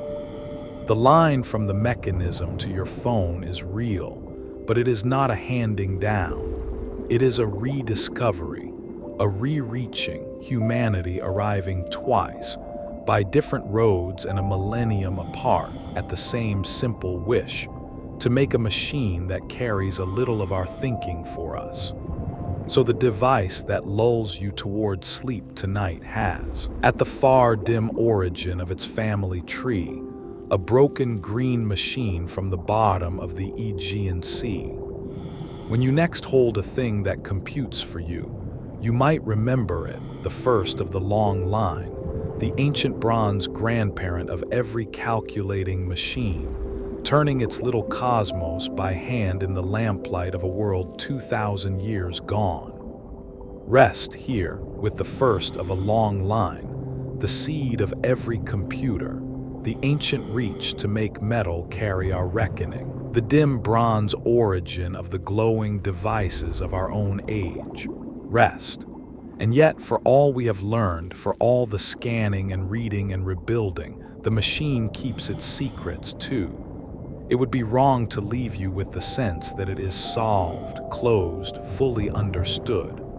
Much of its deepest mystery remains, and there is a particular pleasure in resting, at the end, not in what we know, but in what we still do not. We do not know for certain exactly how many gears the whole machine originally held. Some are lost, dissolved, or broken away, and scholars still weigh the evidence for how much is missing and how it all fit together. We do not know with full confidence precisely how the planetary display worked, how the looping dance of the 5 wandering stars was produced, since the gears that would have driven it did not survive, and reconstructions remain, in part, careful and reasoned guesses. We do not know who made it, no name, no signature, only the fingerprints of place and knowledge that point, suggestively but not conclusively, toward roads, toward the world of Hipparchus, toward a tradition we can sense but not fully see. We do not even know exactly when it was made, or how old it already was when the ship went down. And there are larger unknowns still. We do not know what else that lost tradition made, or how far back it truly reached, or what its greatest achievements were, because we have this one survivor and nothing else to set beside it. We do not know what lies still unfound on that sea floor or on others. What other impossible objects might be waiting at this moment in the silt and the dark for some future accident to bring them up. The machine is not the end of a mystery. It is a door standing open onto a darkness we have barely begun to measure. There is comfort in that, of a strange and lovely kind, the comfort of a world that is not yet fully known, that still holds wonders in reserve, that can still astonish us. The Antikythera mechanism taught us that the past was deeper and stranger and more brilliant than we had dared to think. And its unanswered questions whisper that it may be deeper and stranger still, that there is more down there, more that was made and lost and waits to be found, more reach of the human mind than our histories yet record. Rest here with what we still do not know, the missing gears, the nameless maker, the unfound wonders in the dark, the open door onto a past deeper than we have dreamed. Rest, before we let the facts go and drift down into the quiet. Let us hold the machine up once, gently, as a mirror, and look at ourselves in it. Because the story of a lost knowledge is never really only about the past. It asks a soft, unsettling question of the present, and it is better to ask it kindly in the calm of the night than to be startled by it later. We are, of all the peoples who have ever lived, the most confident that our knowledge is safe. We have written everything down many times over.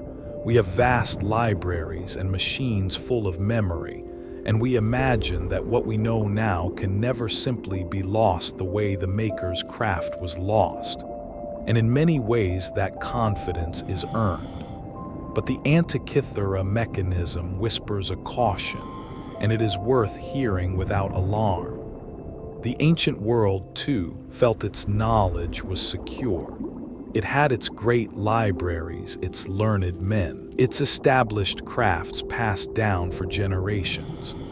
And still, when the wealth faded and the peace unraveled and the apprentices went untrained, it all slipped under the water, leaving titles without books and one machine without a maker.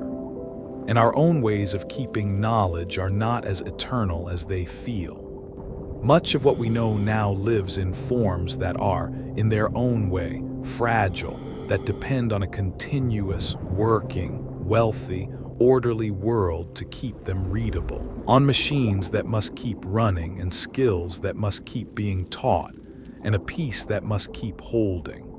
We are not exempt from the quiet laws by which knowledge dies. We are only so far luckier and more numerous and more thoroughly backed up. The machine does not tell us we will fall. It tells us gently that falling is possible, that no civilization is promised its knowledge forever, that the fire always has to be tended in every age, including ours. But hold this lightly and without fear as the last serious thought of the night. It is not a prophecy of doom. It is an invitation to a certain humility and a certain care to value what we know and the people who keep it and the fragile, continuous effort by which a civilization remembers itself. The Maker 2,000 years ago did their part. They made something true and beautiful, and it survived against all odds to teach us. We tend the fire in our turn. That is all the machine asks. Let that settle softly and then let it go. Rest here with the mirror of our own machines, the fragile keeping of all-knowing, the fire that every age must tend, the gentle humility the ancient bronze holds up to us. Rest. Now let the thinking soften, and let us rest in the deepest thing the machine holds, not its cleverness, but its subject. For what the machine models under all its gears is simply this, that the heavens return, that things come round again, and there is no more soothing truth in all the world to carry towards sleep. Think of what the machine tracks. The moon, waxing to full and waning to dark, and then always without fail filling again. The great 19-year cycle, after which the phases of the moon come back to the same days of the year, as if the sky were quietly repeating a long, patient sentence it has spoken since before there were people to hear it. The eclipses, returning in their 18-year rhythm, the same pattern of darkenings wheeling round and round through the centuries. Everything the machine holds is a form of return. Nothing in it runs off into the dark and is gone. It all comes back. This is what the ancient sky watchers found, watching night after night, year after year, that beneath the apparent chaos of the heavens lay deep, reliable, unfailing rhythms, cycles within cycles, turnings that always come round again. It was, and it remains, one of the most reassuring discoveries the human mind has ever made. The universe is not random. It keeps time. The moon that is dark tonight will be full again. The season that has gone will return. The long cycles turn and never break. The machine is in the end a hymn to that returning, a small bronze promise that the heavens are faithful. And you are held inside those same rhythms right now tonight. The breath that goes out will come in again. The day that has ended will come round to morning. Sleep itself is a cycle, a nightly return to the dark and back into the light, as reliable as the phases of the moon, as old as life. You do not have to hold anything or finish anything or stay awake for anything. The cycles will keep turning whether you watch them or not, faithfully, as they have for all time. You can let go and let them carry you, exactly as they carried the ancient world, exactly as they carry the moon back to fullness. Rest here with the comfort of the cycles, the returning moon, the faithful heavens, the turning that never breaks, the deep, reliable rhythm that holds you now as it held them. Rest. Let us close the distance now, all 2,000 years of it, with a single, simple thing. The moon. Because the moon that the Maker modeled in bronze, the moon whose uneven pace they captured so lovingly in off-center wheels, the moon whose eclipses they foretold, that moon is the same moon that hangs above your roof tonight. Not a copy of it, not its descendant. The very same moon. Think of that softly. The Maker, 2,000 years ago in some Greek city by the sea, stood in the evening and looked up at the moon, perhaps to check their machine against the sky, perhaps just to look, and saw the same pale disk, the same phase, the same face that you could see tonight if you went to your window. The craters were in the same places. The light fell the same way. Across all that time, through the fall of empires and the long silence and every century between, the moon has not changed.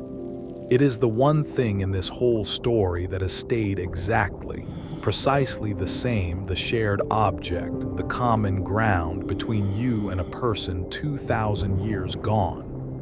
And so the machine, which can feel so distant, so ancient, so strange, a broken green thing from an unimaginable past, is joined to you by that one bright thread across the sky.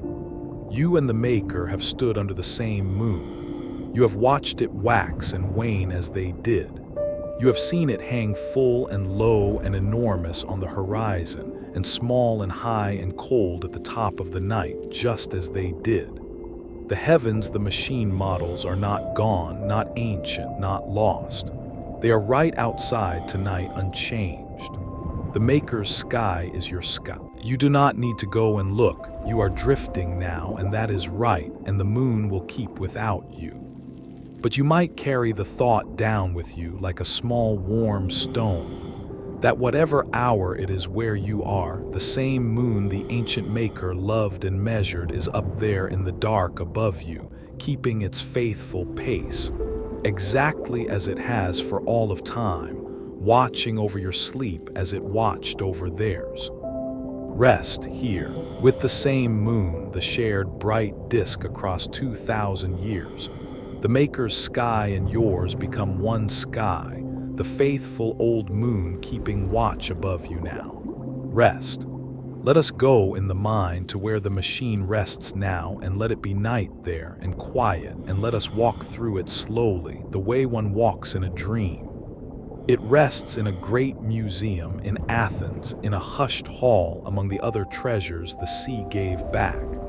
And in our imagining, it is long after closing, and the halls are dim and empty and still. Come and walk there with me softly. The lights are low, just enough to see by, a warm gold glow in the glass cases, the rest of the hall sunk in soft shadow. Our footsteps are quiet on the stone floor.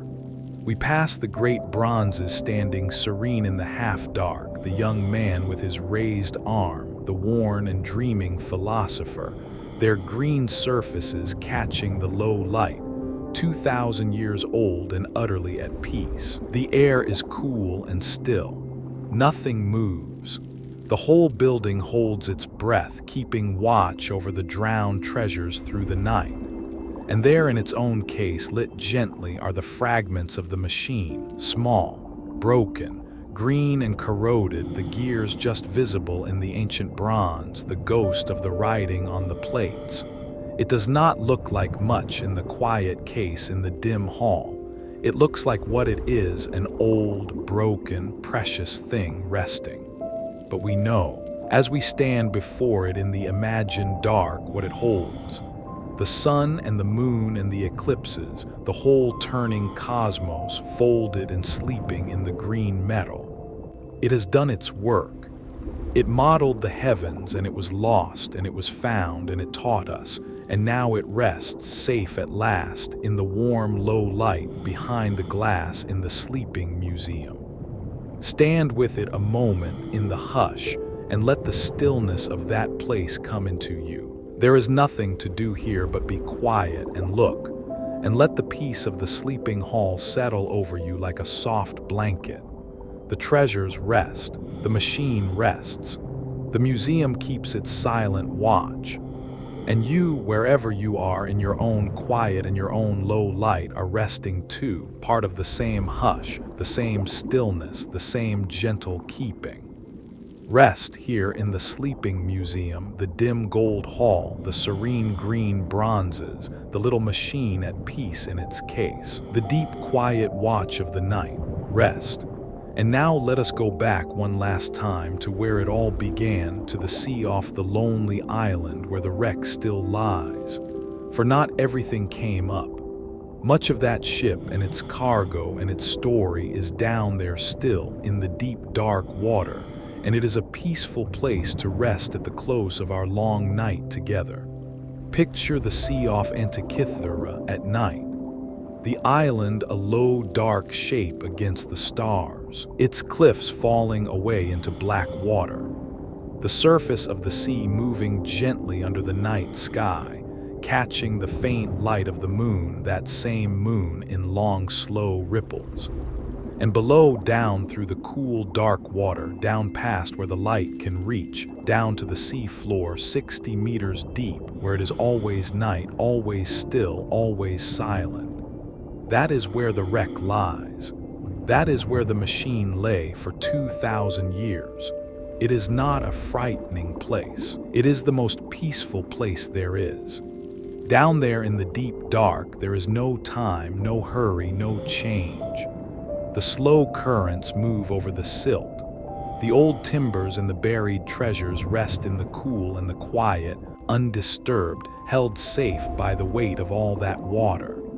For 20 centuries, the machine lay there just so, in perfect stillness, in perfect dark, in perfect peace, while the whole loud world of empires and centuries rose and fell far above, unheard. The sea asked nothing of it. It only kept it gently in the deep. Let yourself sink in the mind into that peace, down through the cool water, down past the last of the light, down into the deep, still dark, where nothing hurries and nothing changes and everything is held. Let the weight of the quiet water settle over you like the heaviest, softest blanket.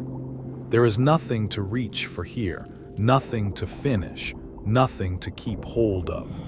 Only the deep and the dark and the stillness, and the slow, faithful sea, keeping you as gently as it kept the machine through the long, quiet night. Rest here with the sea at night, the dark island under the stars, the deep, still water, the peace of the deep that kept a wonder safe for 2,000 years and keeps you now. Rest. Let us do a slow, quiet thing together now, a thing to drift on. Imagine the machine is whole again and new, and it is resting in your two hands. It is not heavy. It is a little bronze box, cool and smooth, about the size of a book, and on its side there is a small handle, and you are going to turn it very slowly and watch the heavens move. There is no hurry at all. We have all the night. You begin to turn the handle gently, and the machine comes softly to life. On its face, the golden pointer of the sun begins to creep along the ring of the zodiac, slow as an hour hand. The moon pointer moves too, a little faster, drifting ahead, and the tiny half-dark ball turns as it goes, showing the moon filling slowly from a thin curve to a round, bright disk, and then thinning again toward dark. You keep turning slowly, and the months slide by under your hands, the moon waxing and waning over and over, patient and endless. As you turn, on the back, the pointers wind out along their long spirals, tracing the great cycles, the years unrolling smoothly beneath your fingers. And here and there, as you turn, the eclipse pointer reaches a little marked place, and you know as it passes that on that far-off night the moon will darken, and then it moves on into the next stretch of quiet months, and you keep turning. There is nothing to do but turn and watch and drift. The sun creeping round, the moon filling and emptying, the years unwinding. All of it slow, all of it faithful, all of it moving under your hands like something breathing. Let the rhythm of it carry you. The handle turning, the moon filling and emptying, the slow, endless, gentle motion of the little cosmos in your hands going round and round, never hurrying, never stopping, as soft and regular as a tide, as a breath, as the rise and fall of your own chest as you lie there in the dark. You do not even have to picture it clearly anymore, just the turning. Just the slow, faithful turning going on, carrying you gently down. Rest here with the handle turning, the moon filling and emptying, the years unwinding soft beneath your hands, the little cosmos going round and round, carrying you down. Rest. And now even more slowly let the turning ease. Let your hand on the imagined handle grow gentle and gentler, and let the machine begin. Softly to slow. There is no need to keep it going. It has turned for 2,000 years in one way or another. It can rest now, and so can you. Let the gears wind down toward stillness. Feel the motion easing. The sun pointer creeping slower now along the zodiac, and slower. The moon filling and emptying more and more gently, the little ball barely turning. The spirals on the back, their pointers drifting to a drowsy crawl. Everything in the machine winding down softly, quietly coming to rest, the dozens of little bronze wheels turning slower and slower, the teeth meshing gentler and gentler, all that intricate motion settling, like a music box running down at the end of its song, sweet and slow and almost stopped. And as the machine slows, let yourself slow with it. Let your breath lengthen and ease the way the turning eases. Let the busy little wheels of your own mind, all the thoughts, all the details of the day, all the facts of this long story, sun and moon and eclipse and gear, let them slow too and settle and begin to come to rest just as the machine's wheels are settling. There is no more work for them tonight, nothing more to figure out, nothing more to hold. Let them wind down gently toward stillness, slower and slower, the last soft motion of the gears, the last gentle drift of the moon toward dark, the machine coming at last to a complete and peaceful stillness in your resting hands, every wheel quiet, every pointer still, the whole little cosmos at rest. And you with it growing still, your breath slow and deep, your body heavy and soft, your mind quiet at last, everything winding down together into the same deep peace. Rest here with the slowing of the gears, the winding down, the music box at the end of its song, the last soft turning, the whole machine and the whole of you settling gently into stillness. Rest. Let us rest now in the patience of the machine, for if there is one thing it knew how to do beyond modeling the heavens, it was to wait. 2,000 years it waited in the dark, in the deep, asking nothing, needing nothing, simply resting until its time came round again. And there is a lesson in that patience, soft as anything for the end of a long day. Think of how it waited, not anxiously, not straining toward the surface, not counting the years, not wishing the time away. It simply lay in the deep and let the centuries pass over it, one after another, in perfect stillness. Empires rose and fell in the world above, languages changed, whole ways of living came and went, and the machine waited, quiet and unhurried in the cool dark for 2,000 years until the day the divers came. It did not have to do anything to be found. It only had to rest and wait, and let the time come to it. You do not have to strain toward sleep tonight any more than the machine strained toward the surface. Sleep is not something you reach for and seize. It is something that comes to you in its own time when you are still enough to let it, as the finding came to the machine when its time was right. You do not have to chase it or work for it or worry it toward you. You only have to do what the machine did. Lie still and be at peace, and let the quiet dark hold you and wait without hurry for sleep to come round to you the way all things come round. So let go of any reaching. Let go of any effort to fall asleep. There is nothing to reach for and nothing to do. Just rest the way the machine rested, patient, unhurried, held safe in the dark, letting the time pass gently over you, letting sleep find its own way to you, as surely as the divers found their way at last down to the waiting bronze. It will come, it always comes. You have only to wait in the stillness and let it. Rest here with 2,000 years of waiting, the patient bronze in the deep, the centuries passing soft overhead, the deep unhurried stillness that asks for nothing and lets all things come round in their time. Rest.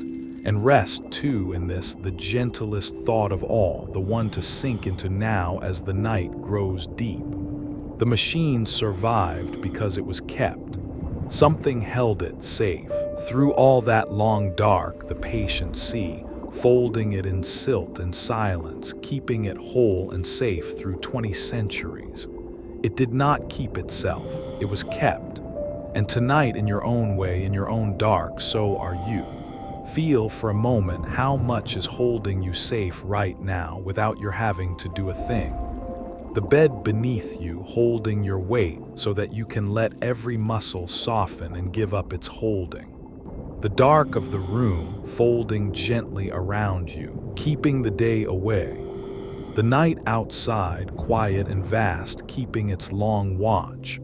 And your own body faithful, breathing itself without your effort, your heart keeping its slow, steady time, all of it working quietly to keep you safe and alive and resting, asking nothing of you at all. You are held, you are kept. You do not have to hold yourself together tonight. Something gentler than you is doing that. Let yourself be kept the way the machine was kept. Let go of the holding on, the holding together, the keeping watch that you carry through the day. You can set it down now. You do not have to guard anything or manage anything or keep anything from falling. The night will keep it. The dark will keep it. You are folded in something safe and patient and deep, exactly as the machine was folded in the keeping sea, and it will hold you gently through the whole long night and give you back whole to the morning. There is nothing to do now but be kept, nothing to carry, nothing to hold.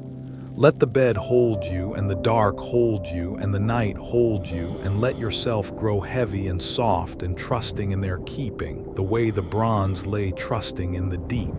Safe, held, kept, sinking gently down into the soft dark that is keeping you as it kept a wonder safe for 2,000 years and keeps you now. Rest here, in the keeping held by the bed and the dark and the patient night. Nothing to carry, nothing to guard, folded safe in the deep, gentle keeping of the night. Rest. And now let the story itself begin to drift away.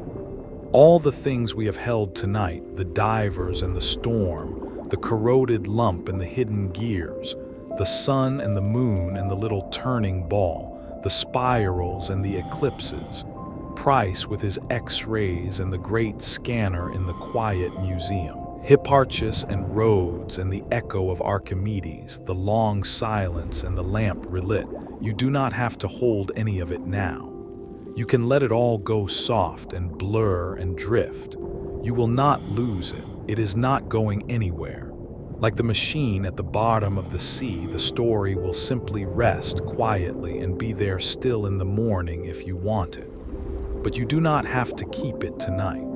You do not have to remember a single fact or hold a single thread or keep any of it straight.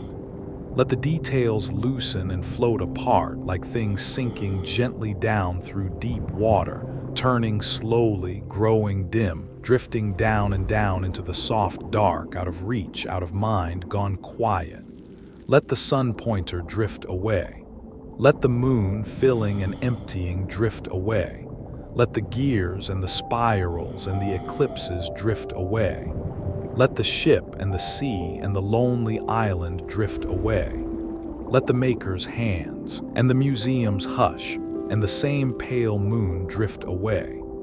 Let all of it sink softly down and grow dim and dissolve until there is nothing left to hold at all. No story, no facts, no thoughts, just the soft dark and your slow breath and the deep quiet of the night. There is nothing left now that you need to do or think or keep. The story has drifted down into the deep and rests there safe like the machine, and you are free of it, free of the day, free of everything but the warm, heavy softness of your own body sinking gently towards sleep. Let the last of it go. Let the quiet come all the way in. There is only the dark now and the stillness, and you drifting softly down. Rest here as the story lets go of you, the details sinking soft through deep water, dimming, dissolving, until there is nothing to hold at all, only the dark and the stillness and your slow breath drifting you down. Rest. Let us sink now, all the way down into the deep water where the machine rested, the deep of the night, the deep of your own quiet. Down where nothing hurries. Down where there is no time, no task, no tomorrow. Just the cool, dark, endless stillness closing softly over you, holding you gentle and safe. Imagine you are sinking slowly through deep water, not drowning, never that, but drifting down as gently as a leaf, as slowly as silt, weightless and unafraid. The light above grows soft and dim, and then dimmer, the bright surface far away now and fading. And with every slow fathom you sink, it grows quieter and darker and more peaceful. The noise of the world above cannot reach you here. The hurry cannot reach you. There is only the deep and the dark and the cool, soft water holding you as it sinks you gently down. This is where the machine lay for 2,000 years, in the deep where nothing hurries, in the still, cool dark far below all the trouble of the world. And it was at peace there. It was safe there. Nothing could touch it in the deep. And you are sinking into that same peace now, down and down through the soft, dark water, away from the day, away from the light, away from everything that ever asked anything of you, into the deep quiet where you are held and safe and free to rest at last. Let yourself be heavy. Let yourself sink. There is nothing below you but more softness, more quiet, more dark, more peace. You cannot fall too far. The deep will only hold you gently, the way it held the machine, cool and dark and endlessly still. No hurry, no time, no task, just the slow, soft sinking down and down into rest. Let go and sink and be held by the deep. Rest here in the deep where nothing hurries, sinking soft through the dark water, the surface far and fading. The cool, still peace closing gently over you, holding you safe in the deep. Rest. And in the deep, notice the one soft motion that remains, your breath, moving in and out, slow and easy like a gentle tide.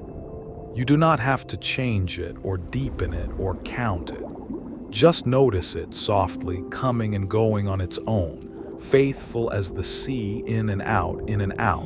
The quiet tide of your own breathing carrying you along. The sea that kept the machine breathes too in its way, the long, slow tides, rising and falling, coming in and drawing back over and over, day and night, for all of time, never hurrying, never stopping. And the machine tracks such rhythms in its gears, the returning moon that pulls the very tides, the endless faithful coming and going of things. Your breath is part of that same great rhythm now. In like the tide rising, out like the tide drawing back, in and out, slow and soft and faithful, needing nothing from you but to let it flow. Let each out-breath carry a little more of you down into rest. Breathing in softly and breathing out and sinking a little deeper. Breathing in and breathing out heavier, softer, further down. There is nothing to do but ride the tide of it, the gentle in and out, letting each slow breath rock you deeper into the quiet, the way the sea rocks everything it holds, the way it rocked the sleeping bronze in the deep for 2,000 years. In and out, the tide of the breath, rising and falling, soft and slow and endless. You do not have to hold it or guide it. It knows the way as the sea knows the way, as the moon knows the way. Just let it carry you in and out and down, rocking you gently, faithfully, deeper and deeper into the warm, dark quiet of sleep. Rest here with the tide of the breath, the soft rise and fall, the gentle, endless coming and going, each slow breath rocking you deeper down into the peace of the deep. Rest. Feel now how heavy you are growing, soft and heavy and warm, sinking into the bed the way the machine settled into the silt of the sea floor and stayed. There is a deep comfort in that heaviness. Let it come. Let every part of you grow heavy and still and give up its holding and rest. Let your feet grow heavy and your legs, sinking gently down into the softness beneath you. Let your hands grow heavy and your arms too heavy to lift, too heavy to move, resting exactly where they are. Let the weight come into your shoulders and your back so that the bed takes all of it and you can let go completely. Let your whole body grow heavy and settled and still, heavy as bronze, sinking soft into the deep, coming at last to perfect rest. The machine was not afraid of its own weight when it settled into the deep. It simply let itself down and rested and was held. And you can do the same now. You do not have to hold any part of yourself up. You do not have to keep any muscle ready or any thought awake. Let it all grow heavy and sink, the body heavy, the breath slow, the mind soft and dim, everything settling gently down into the silt of sleep, held and still and at peace as the bronze was held and still and at peace in the deep. Heavier and softer and further down, nothing to lift, nothing to hold, nothing to keep.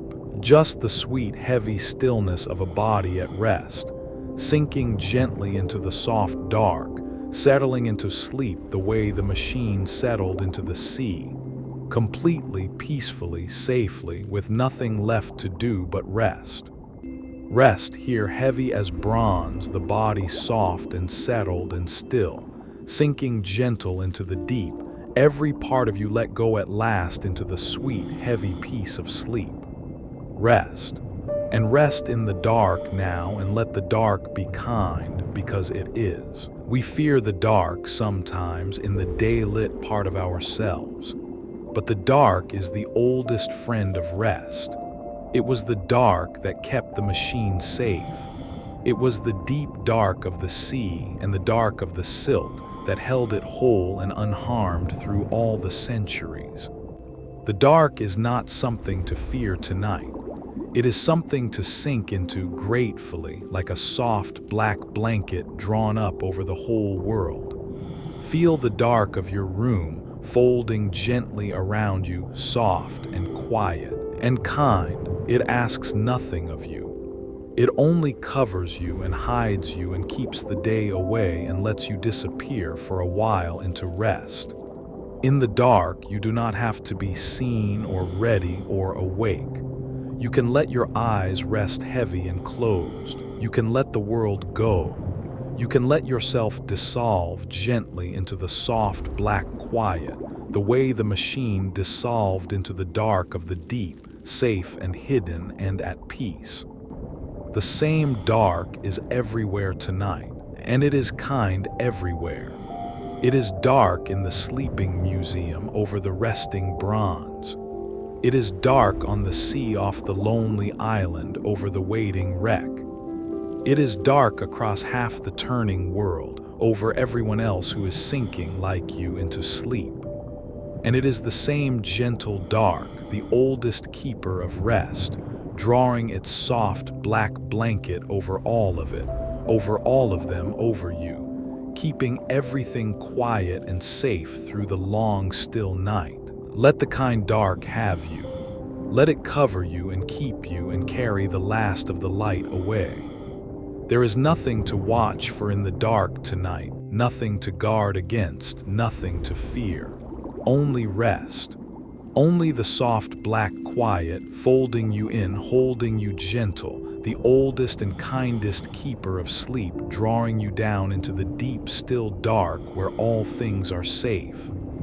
Rest here, where the dark is kind, the soft black blanket over the whole world, the old gentle keeper of rest folding you in, nothing to fear, only the deep kind dark, rest. And here is the last soft permission, the one that lets you finally, fully let go. The heavens turn without you, they always have. The great cycles the machine modeled, the moon filling and emptying, the eclipses coming round, the long faithful wheeling of the sky, none of it needs you to watch it. None of it ever did. It turns on its own perfectly whether you are awake or asleep, whether you are watching or not. You can put down the watching now. All day some part of you keeps watch, keeps track, keeps ready, keeps the world turning by attention and effort. But the world does not actually need your watching to turn. The moon will rise and set tonight without your help. The stars will wheel across the sky, and the tide will come and go, and the great cycles will keep their faithful time, exactly as they have for all the ages. While you do nothing at all but sleep, you are allowed to stop watching. You are allowed to let the heavens turn without you. Think of the machine resting in its case in the dark museum. It is not turning now, and the real heavens do not mind. They turn on regardless, needing no machine and no watcher to keep them true. And you can rest exactly like that machine, still and quiet and off-duty, while the whole faithful cosmos wheels on smoothly overhead without asking anything of you. Your watch is over for the night. Someone older and surer than you is keeping the heavens. You can lay it all down, so lay it down. Let the sky turn without you. Let the moon and the tides and the long cycles run on in the dark, faithful and unwatched, while you sink into sleep. There is nothing you need to keep track of, nothing you need to hold in place, nothing that depends on your staying awake. It is all being kept perfectly without you. You are free to let go completely now, to sink down and close the last of the day and let the turning heavens carry you unwatching into sleep. Rest here as the heavens turn without you, the faithful sky wheeling on unwatched. Your long watch ended, everything kept perfectly without you, free at last to sink all the way down into sleep. Rest. One last gentle thought before we let even the thoughts go, and it is a kind one to carry down into sleep. The morning will come round. As surely as the moon returns to full, as surely as every cycle the machine ever tracked comes back again, the morning will come round to you. You do not have to do anything to bring it. You have only to sleep and it will arrive. This is the deepest promise in all those turning gears, that things return. The dark always gives way to the light again. The night, however long, always turns round to morning, faithfully, without fail, exactly as it has every day since long before there were people to wake into it. You are not sinking into an endless dark tonight. You are sinking into a night that already has a morning waiting at the far side of it, a morning that will come round to you gently, in its own time while you rest, and lift you softly back into the light. So you can let this night be holy for rest. You do not have to hold any part of tomorrow tonight, not its tasks, not its worries, not its hours. Tomorrow will come round on its own as the morning always does, and you will meet it when it arrives, rested and whole. For now there is nothing to reach toward and nothing to prepare. There is only this night and this deep soft rest and the quiet certainty that the light will return when it is time, as it always does. Let that certainty hold you like a warm hand. The cycle will turn. The morning will come round. You are safe in the faithful turning of things, exactly as the machine was safe, exactly as the moon is safe in its returning. Nothing is ending tonight. Everything is simply resting between one turning and the next in the deep, kind dark until the light comes gently round again. Rest here in the promise that morning will come round, the faithful turning of dark to light, tomorrow waiting soft at the far side of sleep. Nothing to hold, only the certain gentle return of the day. Rest. And now, softly, we come to the end of our long night together, to the threshold of sleep, where I will leave you gently in the good dark. There is nothing more to learn tonight, nothing more to hold. nothing more to do. We are only going to lower the lamp slowly and let the last of the light grow warm and dim, and let you drift the rest of the way down on your own. Picture one last time the maker's workshop by the sea, the bench, the files, the slanting light, all quiet now, the day's work done. And imagine the lamp there burning low, its small warm flame the last light in the room. And imagine that flame being turned down gently, softer and softer, the light shrinking to a warm gold glow, and then to an ember, and then so softly to the sweet dark. The work is finished. The maker rests. The lamp is lowered, and the same warm dark that closed over that ancient workshop closes now gently over you. Let your own light lower with it. Let the last brightness of the day dim down, softer and softer, warm and gold and fading, until there is only the gentle dark and your slow breath and the deep quiet. There is nothing left that needs the light tonight. Everything is finished and safe and kept. You can let the lamp go all the way down now into the soft, warm dark and rest, lower and softer and dimmer. The warm light fading to an ember, and the ember to the dark, and the dark folding gently in, and you sinking with it down past the last of the light into the deep, soft quiet where sleep is waiting. Rest here as the lamp is lowered, the last warm light dimming down to the sweet dark, the day's work finished, everything quiet and kept, and you drifting gently down into the good dark. Rest. Somewhere in the dark, if you like, the little machine is turning still, very slowly now, so slowly you can barely tell it moves. The sun drifting round by the width of a hair, the moon filling so gently, the soft, endless, faithful turning going on and on in the quiet dark, the way it has for 2,000 years, the way it always will. Let it turn you down the last of the way into sleep. You do not have to watch it anymore. You do not have to picture it clearly.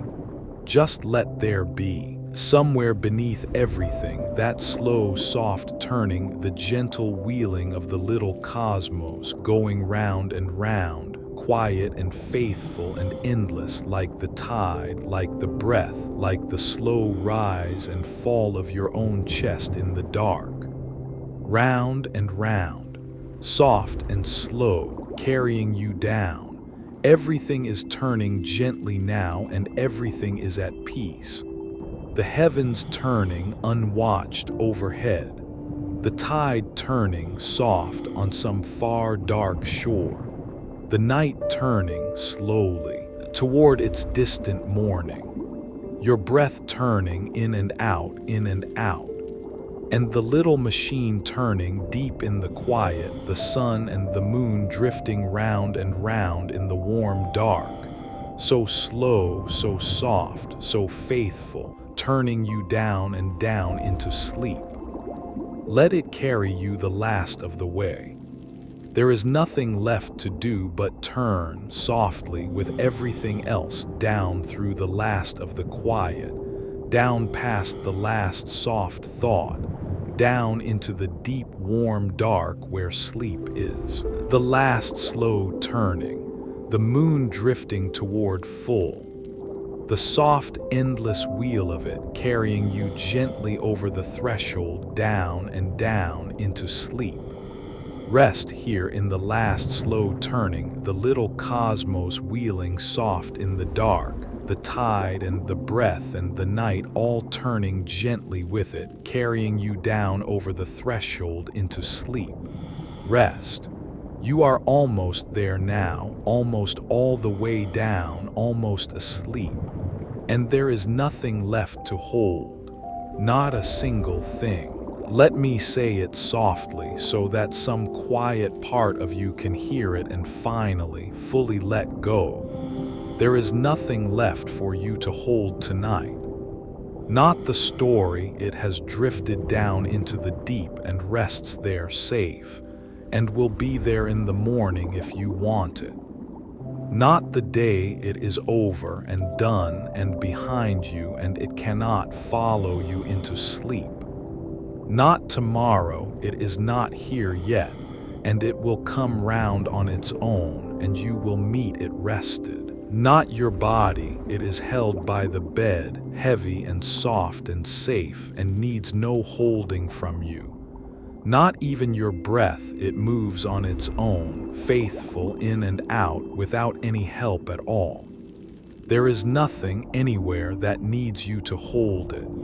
You can open your hands in the dark and let everything go. Feel how light that is to hold nothing, to carry nothing. To be responsible for these last soft moments before sleep, for absolutely nothing at all. The heavens are kept without you. The night is kept without you. The morning is coming without you. The machine sleeps in its case, the wreck rests in the deep.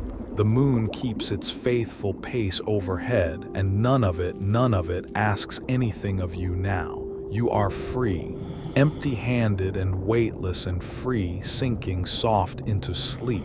So let the last of it go. Open your hands in the dark and let it all drift away and be empty and be light and be free. There is nothing to hold. There is nothing to do. There is nothing to be but asleep. Let go of the very last thread and sink softly all the way down into the deep warm dark, into rest, into sleep. Rest here with nothing to hold, hands open in the dark, everything let go, weightless and empty and free, sinking soft and unburdened all the way down into sleep. Rest. Down now, all the way down. Sinking, soft and slow and weightless, through the deep quiet water into sleep. There is no floor to fear and no bottom to reach. Only the endless gentle deep, growing warmer and darker and softer the further down you drift, holding you closer with every slow fathom. Down past the last of the light, down past the last of the sound, down past the last soft thought which loosens and dims and drifts away, up and away, growing faint above you as you sink. The surface is far away now and fading, and you do not miss it. There is only the deep, and the dark, and the warm, soft water, and the slow, sweet sinking down, and the peace closing gently over you deeper and deeper and deeper. You are so heavy now and so soft and so still, sinking like the bronze sank, gentle and safe, into the deep that keeps all things. Nothing hurries here, nothing asks, nothing waits. There is only the endless quiet dark, and you drifting down through it, slower and slower, softer and softer, closer and closer to sleep, until you can barely tell where the drifting ends and the sleep begins. Down and down and down, into the deep, into the dark, into the warm, soft, endless quiet where sleep is waiting to close gently over you the way the sea closed over the machine and kept it safe and held it still for 2,000 years. Let it close over you now. Let the deep have you. Let the quiet water carry you the last soft breath of the way down and down into sleep. Rest here, sinking down through the quiet water, soft and heavy and weightless, the surface far and fading, the warm, deep dark closing gently over you, carrying you the last of the way into sleep. Rest. You are nearly asleep now, and that is exactly right. Let these last few words be soft under you, like a hand smoothing a blanket. You do not need to follow them. You do not need to remember them. You can let them wash over you and through you and away as you drift the final soft distance down into sleep. The watch goes on without you now. Far off on the dark sea, the wreck rests in the deep, kept safe as it has been for 2,000 years, needing no one to guard it. In the quiet museum, the little machine rests in its case in the warm, low light at peace. Overhead, the moon keeps its faithful pace, and the stars wheel slowly on, and the great cycles turn, exactly as they always have, exactly as they always will, all of it kept, all of it safe, all of it going gently on without the least effort from you. And so you can rest completely. Everything you learned tonight is safe. Everything you carry is set down. Everything that needs keeping is being kept by the sea, by the night, by the faithful turning sky, by hands far older and surer than yours. There is nothing left in all the world for you to hold or watch or do. There is only sleep waiting, warm and deep and close, and you sinking the last soft breath of the way down into it. Let go, all the way now. Let the last thread slip from your open hand. Let the dark close gently over you. Let the deep take you soft and safe the way it took the machine and keep you through the long still night. The watch goes on without you. You are free to sleep. Rest now deeply, softly, safely. Rest. Just the dark now, just the quiet, just the slow, soft tide of your breath coming and going, gentle as the sea. You are held, you are safe. You are exactly where you need to be, sinking softly into sleep in the warm, deep dark that keeps all things. No more thoughts to think. No more story to follow, no more machine to picture, no more sea, no more sky. Only the soft dark and the warmth of you in it, and the slow, faithful rhythm of your breathing, rocking you gently, deeper and deeper and deeper. Let each breath carry you further down. Let each moment be softer than the last. Let the dark be a blanket, and the quiet be a lullaby, and the deep be a pair of gentle hands holding you, keeping you, carrying you down. You are so nearly there, so soft, so heavy, so still, so close to sleep. Let it come. Do not reach for it, just let it come, the way the tide comes, the way the morning comes, the way all faithful things come round in their time. It is almost here.